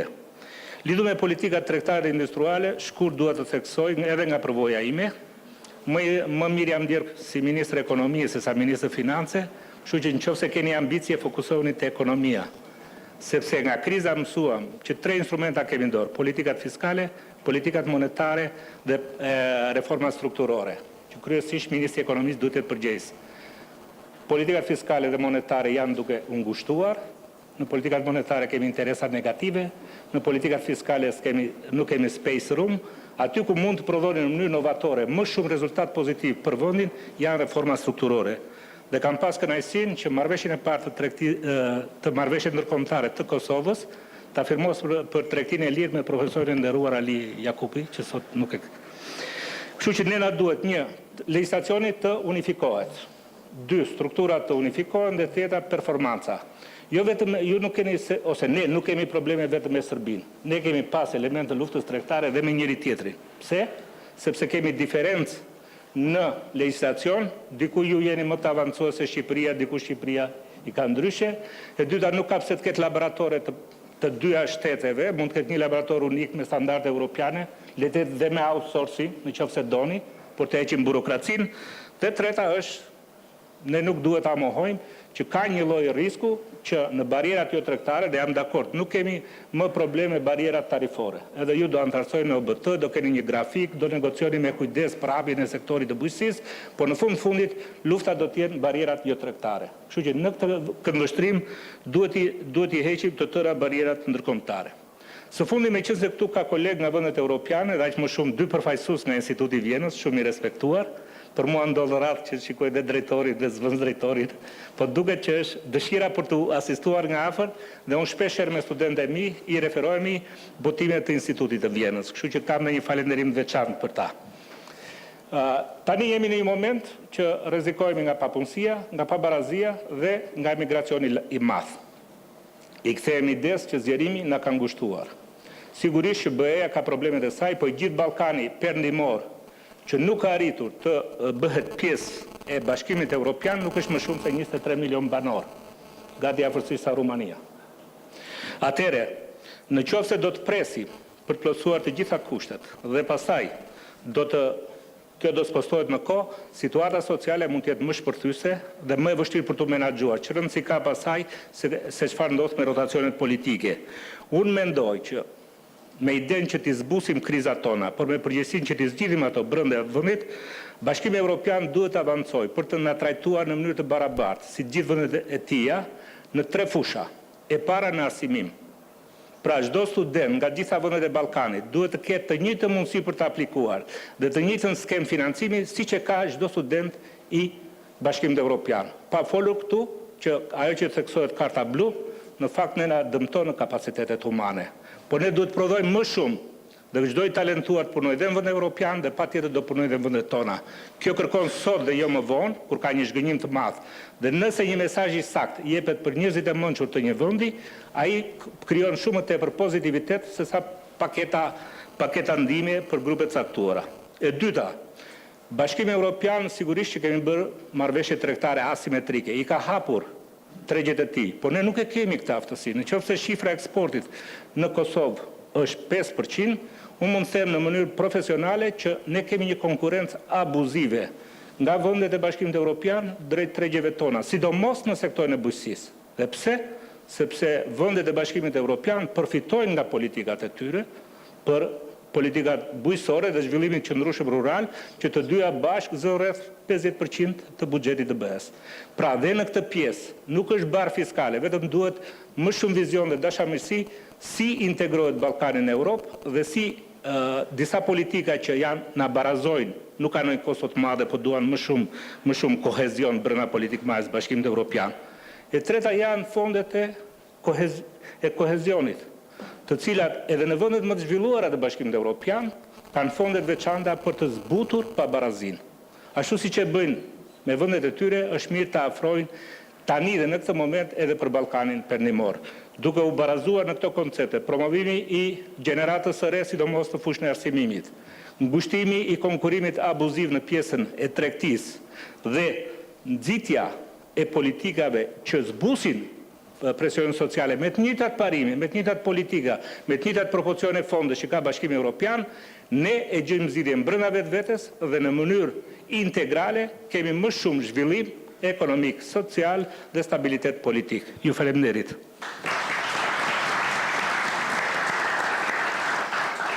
Thanks, Arben, for this very powerful plaidoyer for faster EU integration. That's really very necessary. Unfortunately, it's difficult, but I think this would be the solution, and I think it's totally true. Also, we can learn a lot from Albania, because 10 years Albania had also a much larger trade deficit, and the right policies when you were the Minister of Finance and together. Now Albania is really exporting quite a lot and has a good trade balance, and I think there's a lot of things to learn, and I think now the borders are open to try for tourists, I understand, between Albania Albania and Kosovo, and maybe also for goods in the future, and maybe to have an integrated market. I think that's a huge potential and a powerful vision of the next 10 coming years. Thanks to Arben Malaj, that's very positive. We have to excuse now the Minister of Trade, Mrs. Hykmete. She has to leave to visit the investors delegation. We thank you very much for your presence and for your cooperation, and also to stay a very close friend of the investors community and of SMEs. Thank you, Mrs. Hykmete. Thank you, Mrs. Minister, for coming and for joining.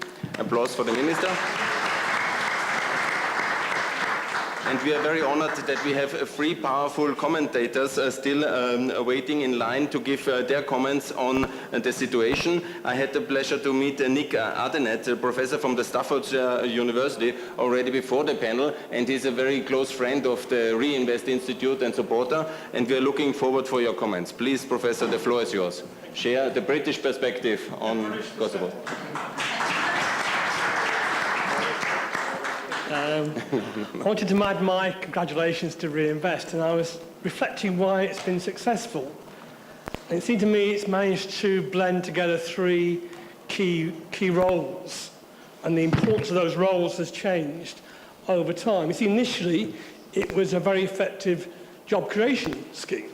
It provided a home for a range of very talented researchers of various experience, but it didn't stop there. It became very quickly a very effective seedbed for developing new research skills, for developing new researchers into the experts. And it combined those two roles with also being a very effective provider of evidence on which to base policy. It seems to me that good think tanks do that, whereas bad think tanks provide a policy-based evidence rather than the other way around. And it seems to me that Riinvest has managed to be a critical friend of governments rather than just a friend of governments. And that's part, I think, of the role of an effective think tank. I was asked to think about comments on what we've heard today, and I want to be quite brief. I'm sure you'll all be grateful for that. And what it struck me as an occasional visitor to Kosovo over the last 15 years is how today we've changed from the emphasis upon sort of infrastructure and energy to thinking about where are the sector's potential clusters for sustainable economic development. And that's a very healthy change. That's a change which takes us forwards, I think, rather than avoiding those key questions. And I was very pleased to hear the new competition investment fund. That seems to be a really excellent innovation. But it clearly needs to have guidelines which are credible and coherent and consistent, that we do identify or try to identify the potential winners in terms of sustainable competitive advantage, both in regional and wider European terms. Interested in Patrice's presentation about the importance of diaspora and thinking of diaspora in a rather different way, as there being mutual benefits for themselves and for Kosovo in developing stronger links. And I guess the same arguments apply to return migrants as potential sources of opening up these closed production lines, which we were talking about earlier. And it was interesting how that combined with Mario's presentation about the potential of using trade offices, perhaps in links with the diaspora and with perhaps attracting more return migrants. Interesting Mario's presentation about the emphasis upon, in the short run, and that's an important emphasis, in the short run, raising the demand for unskilled labour and reducing the propensity to import. And I could keep nodding my head in agreement with all the individual policies which Mario presented to, in the short run, produce that sort of change. Interesting Zaza's presentation, and indeed both of those from the Vienna Institute, about what we can learn from other countries. And one of the benefits of this sort of occasion is we've got experts from different countries. We don't have to do it ourselves. We can learn from others. And the last slide there, that dramatic change in Georgia's ranking in terms of doing business, that shows us how in relatively short periods of time we can produce quite dramatic changes. And that's pretty encouraging. And I like to be encouraged when I come to these sort of conferences. Thank you.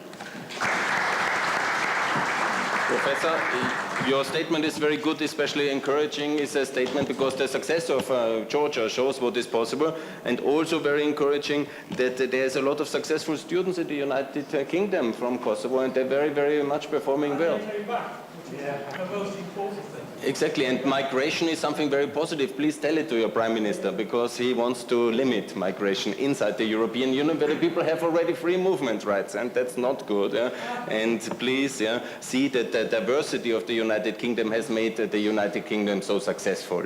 And this is what needs to be kept. And I think our dear colleague from the University of Staffordshire, Mrs. Mehtab, is a very good symbol for the diversity of Europe and also the United Kingdom, because you come from Turkish origin, you are very successful in academia in the United Kingdom, and this is what we need, a Europe of diversity, and this is what you represent, and we are looking very much forward to your presentation. Please, Professor, the floor is yours. Thank you. Thank you. Thank you. I would like to start by congratulating the 20th anniversary of Riinvest. Well, I'll be very brief. I'll share some of my observations with you. During the sessions, discussions have been circulating around some common points. I have to admit that I learned a lot about the Kosovan economy. So most of the points that have been emphasized was the importance of energy and the transportation sectors, infrastructure, easing the obstacles for private investment, helping businesses to adopt new technologies, and helping businesses to understand how the process of exporting works. I do not want to simply repeat what my colleagues have emphasized here, but I would like to say a few things about the increased levels of education and also the remittance flows that was also raised by my colleague Petrit. Well, education has been emphasized by almost all speakers. Increasing the skill capacity of the workforce plays a major role in all channels of economic growth. We all agree on that, I think. Therefore, one of the priority areas should be to build the skill capacity while ensuring that the educated, skilled workforce contributes to the production and the economy by providing opportunities for them. While the role of remittances in growth and in trade has also been emphasized, remittance flows in an economy, with very high unemployment rates and high poverty rates have a crucial role within the economy. I understand that high consumption shares in GDP, which is 107%, or pulling households out of the poverty, or financing some projects or startups could be all possible because of large remittance flows. However, for a sustainable growth, I think Kosovo should have long-term plans to become more and more independent from the possible fluctuations in remittances. We have seen declines in flows during the last financial crisis, and as Mario from the Vienna Institute has emphasized, substitute of remittances with exports and FDI over time is crucial. Existence of the diaspora and large flows of remittances could help to accommodate growth in exports, or it could accommodate economic growth. But I think one important aspect of the diaspora or migration is the brain drain.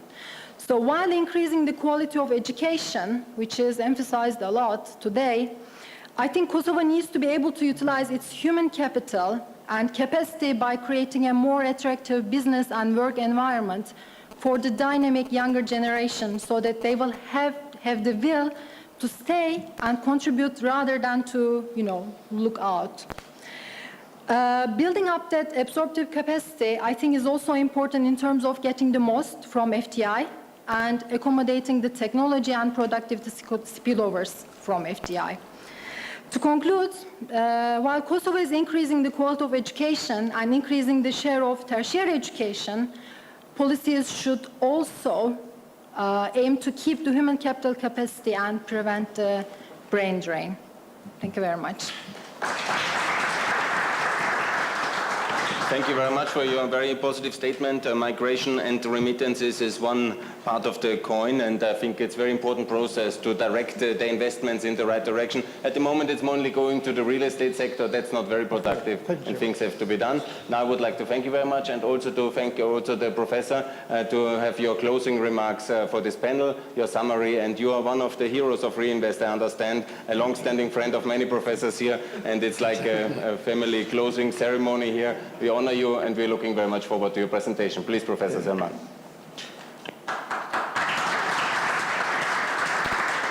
Ju falenderoj zotërisht kryesor, zonja dhe zotëri, para se të fillojmë me diskutim, respektivisht me komentimin tam rreth këtij sesioni, deshta ta prekëzoj Riinvestin për 20 vjetorin jubilar dhe të mërrimet të cilat i ka bërë dhe të kalimit të shpejt për fazën e fazë deri ka ardhur te faza pjekërisë si mosmerrje në zhvillimin shkencor dhe në zhvillimin profesional si të tillë. Këtë merit e ka stafi i Riinvestit në tërësi, prej fillimit deri në marrim, a krye merituesi, tash i bën pak si lajk, është profesor doktor Muhamet Mustafa. Unë e kom ditë kur e marrë këtu, që kom bëj me një shumicë ekonomistës të cilët janë ekonomista teknik. Unë nuk jam ekonomist teknik, por i mundu që diskutimin tim ta gërshetoj ose ta sinkronizoj edhe me humanizëm, por njëkohësisht edhe me teknikët ekonomike si tilla. Prandaj keni durim pak si tillë. Diskutimi jam unë do të ndalna në sfidat e globalizimit dhe reflektimi i tyre në vendet e botës së tretë, konkretisht në Kosovë. Ato shka ka mujtu në përmendzirë për kësajna. Faktoret të cilët i përcaktojnë sfidat e globalizimit janë gjenerimi i rezultateve të jo balansura gjatë realizimit të procesit të globalizimit. Dyti është gjenerimi i ndryshimeve të rreziqeve të cilët e kanosin ose të cilët e karakterizojnë botën bashkore dhe efektet shpërndarëse të procesit globalizimit në vendet e botës së tretë, natyrisht edhe në Kosovë si tillë.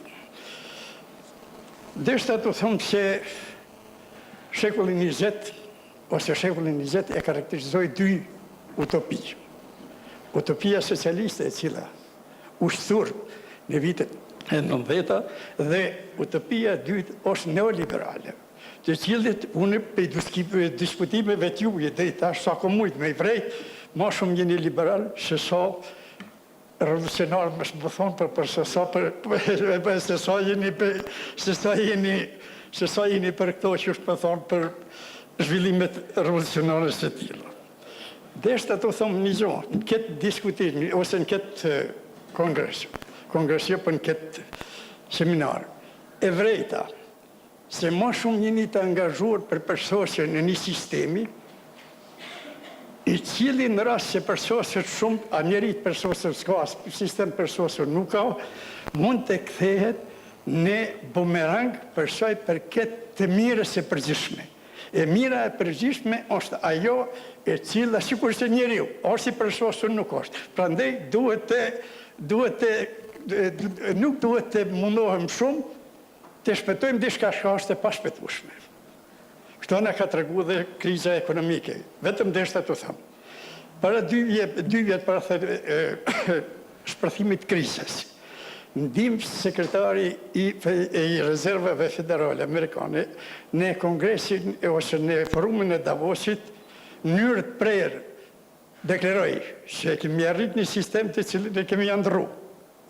Ajo është thot kapitalizmi dhe fillun të thurën edhe poezi, edhe proza, edhe san, edhe koncepti I fundit të historisë si tillë, ajo është si protagonisti tyne ka qenë Fukuyama. Edhe është hala gjallë, po Fukuyama si tjetë.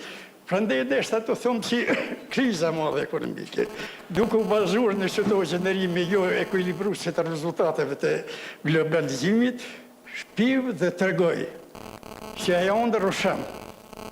Dhe më thonë kapitalizmi nuk mund të zhvillohet pa kriza. Deshta të thomë që ai ka thënë pa kriza. Edhe thot globalizimi është modeli më I përshtatshëm për çush më thonë për rritjen e konsumit masiv. Edhe kjo ndër u sham si e tillë. Prandaj me drejt Stiglitzi thot ose Barazon thot se ramja e korporatës Lehman Brothers është e barabartë me shembjen ose ramjen e murit të Berlinit. Nuk është fjala tash për ramjen e kapitalizmit si tillë, po është fjala për kapitalizmin neoliberal si kërkon, si deshta të thonë, kërkon edhe kërkon ndryshime, po jo ndryshime kozmetike, po ndryshime rajsore si tillë. E tash, këta tre faktori përcaktojnë sfidat. Një ndër sfidat në vend se globalizimi të prodhon progres. Edhe përveç progresit të prodhon edhe lumturi.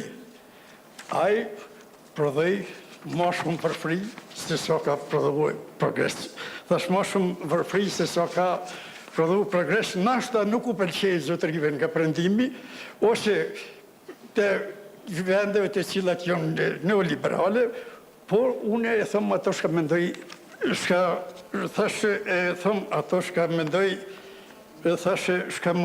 mendoj vetë si tillë. Po ma me të leo vetëm, po du më thonë si nuk jemi bashkë, po ti po di shka po du më thonë, më rrëpë.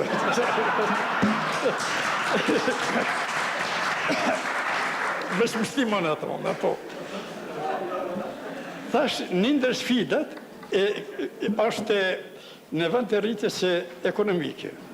Ka ardhur të rritja e varfërisë me përjashtim Kinës. Ky konstatim mund të argumentohet në bazë të këtij fakti. Afro 40% të popullsisë botërore jeton në varfëri. Thash, në varfëri. 36% jetojnë në varfërinë e shkajshme ose 877 milion banor. Tjetër, si shembull I theksur e kësaj varfërie është Afrika, që në periudhën prej vitit 2012 dhe 2013 është rritë varfëria nga 41,6 në 46,9%. Do më thonë, kjo është një rritje shumë e madhe si tillë. Tash si po dalim në BE, do më thonë Bashkimin Evropian. I kom marrë vetëm 27 shtete, se jo Kroacinë e kom paraqitur si vetit. Norma e varfërisë, linja e varfërisë është 16,4%, Macedonia është 30,4%, Kosova 30% në bazë të ulëmtimeve të juja edhe të Ljumir dule 34, shka s'po më mërmenja, drejtën më thonë, I kom marrë shënimit prej qësh më thonë indeks mundi, që nuk I kom marrë të mjetë, nuk I kom llogarit vetë, edhe përveç kësaj, Kroacia ka 21,1%, ndërsa Bullgaria 21,8%, a varfëria skajshme si mas vjetare statistikor 2014 në Kosovë është 10,2%. Por kjo shifet që bota është në një, që më thonë, në rritjen e pabarazisë, por njëkohësisht edhe në rritjen e varfërisë. Pabarazia shpjen deri te këto muj ta ilustroj me një hulumtim që e ka bo forumi social botëror në përvendet e pazhvillume. Një deklarat do t'ja pësoj, ose një mendim të një gruje anvisit të Gjamaikës që thotë varfëria i gjason burgut. Ose sklavris që kërkon që të lirohet një ditë për i saj, ose që të bjendej të lirimi i saj. Prandaj, deshta të thomë se këtu kryesisht ekziston një burg global. Burg global për shaj për këtë varfëris. Dash pajtoni mu, dash me su pajtoni, unë jam të e shfash mendimin tam si tjilë. Deshta, e di, vetëm thom, edhe deshta thëm edhe dishka, përshaj për këtë Kosovës.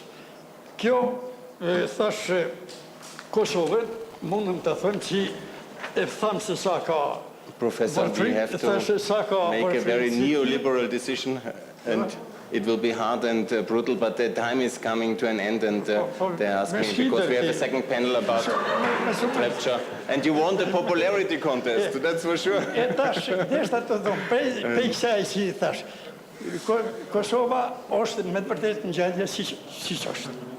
Edhe ne duhet të bëjmë përpjekje për te. Për mi përforcu gjendje që jemi, e marë edhe këtë qësh më thonë, edhe një studim që ka bo banka për rindërtim dhe zhvillim të Evropianë, andorët se cilës është edhe Kosova si tjilë. Ajo thotë që ka ardhete për kësimi i ambientit të punësimit. Edhe i cek 3 faktorë. Faktori parë është rritja e ekonomisë informale, gati 40%, mandej është mungesa energjisë elektrike dhe treta nivelli i lartë i korrupsionit. Po përveç kësaj deshta të thëmë se Kosova ka dhe diçka të mirë.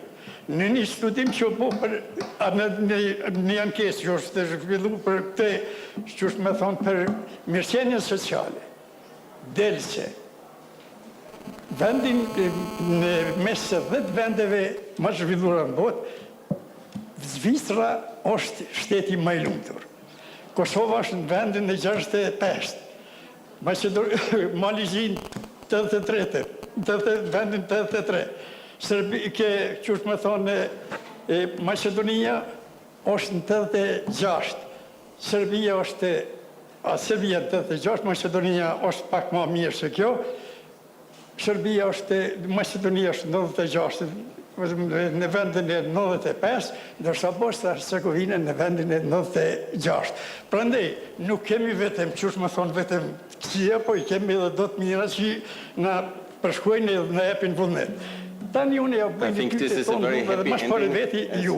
A mundet Kosova një dit mu shëndru në Singapur të përëndimit dhe në Zvicër të Balkanit përëndimor si tjilë. Duke patur parasysh se deshta me elaboru se këmë bo dhe këtë elaboracion si tjilë, por për me shmullodhi ju. Shka në vita tash, edhe vendet e botës e tretë, edhe vendet e zhvillume, jënë të, që është me thonë, jënë të i karakterizojnë, jënë të balafaqumë, se të përballura me sfidat e globalizimit si tjilë. Përsaj për këtë Kosovës dhe vendeve tjera, të cilët kanë pasuri natyrore, bëhet pyetje që të pasuri është e mallkimit, apo është e shansit. Shpëtimit jo, po e shansit të zhvillimit ekonomik, thashtë zhvillimit ekonomik si tjilë. Shka duhet bërë? Bota duhet të deshte pa deshte. Kjo krizë ekonomike, zotëri Malaj tha, i përmend një trim, si është. Unë e kom pak si më të fështirë këtë propozimin tamë. Tu parë edhe pa u redefinu paradigma ekonomike neoliberale, nuk ka shpëtim. Edhe pa u redefinu funksioni qëllimor i ndërmarrës respektivisht i firmes. Professor, you made your point very clear. Edhe une, mundën me konë kështu, po unë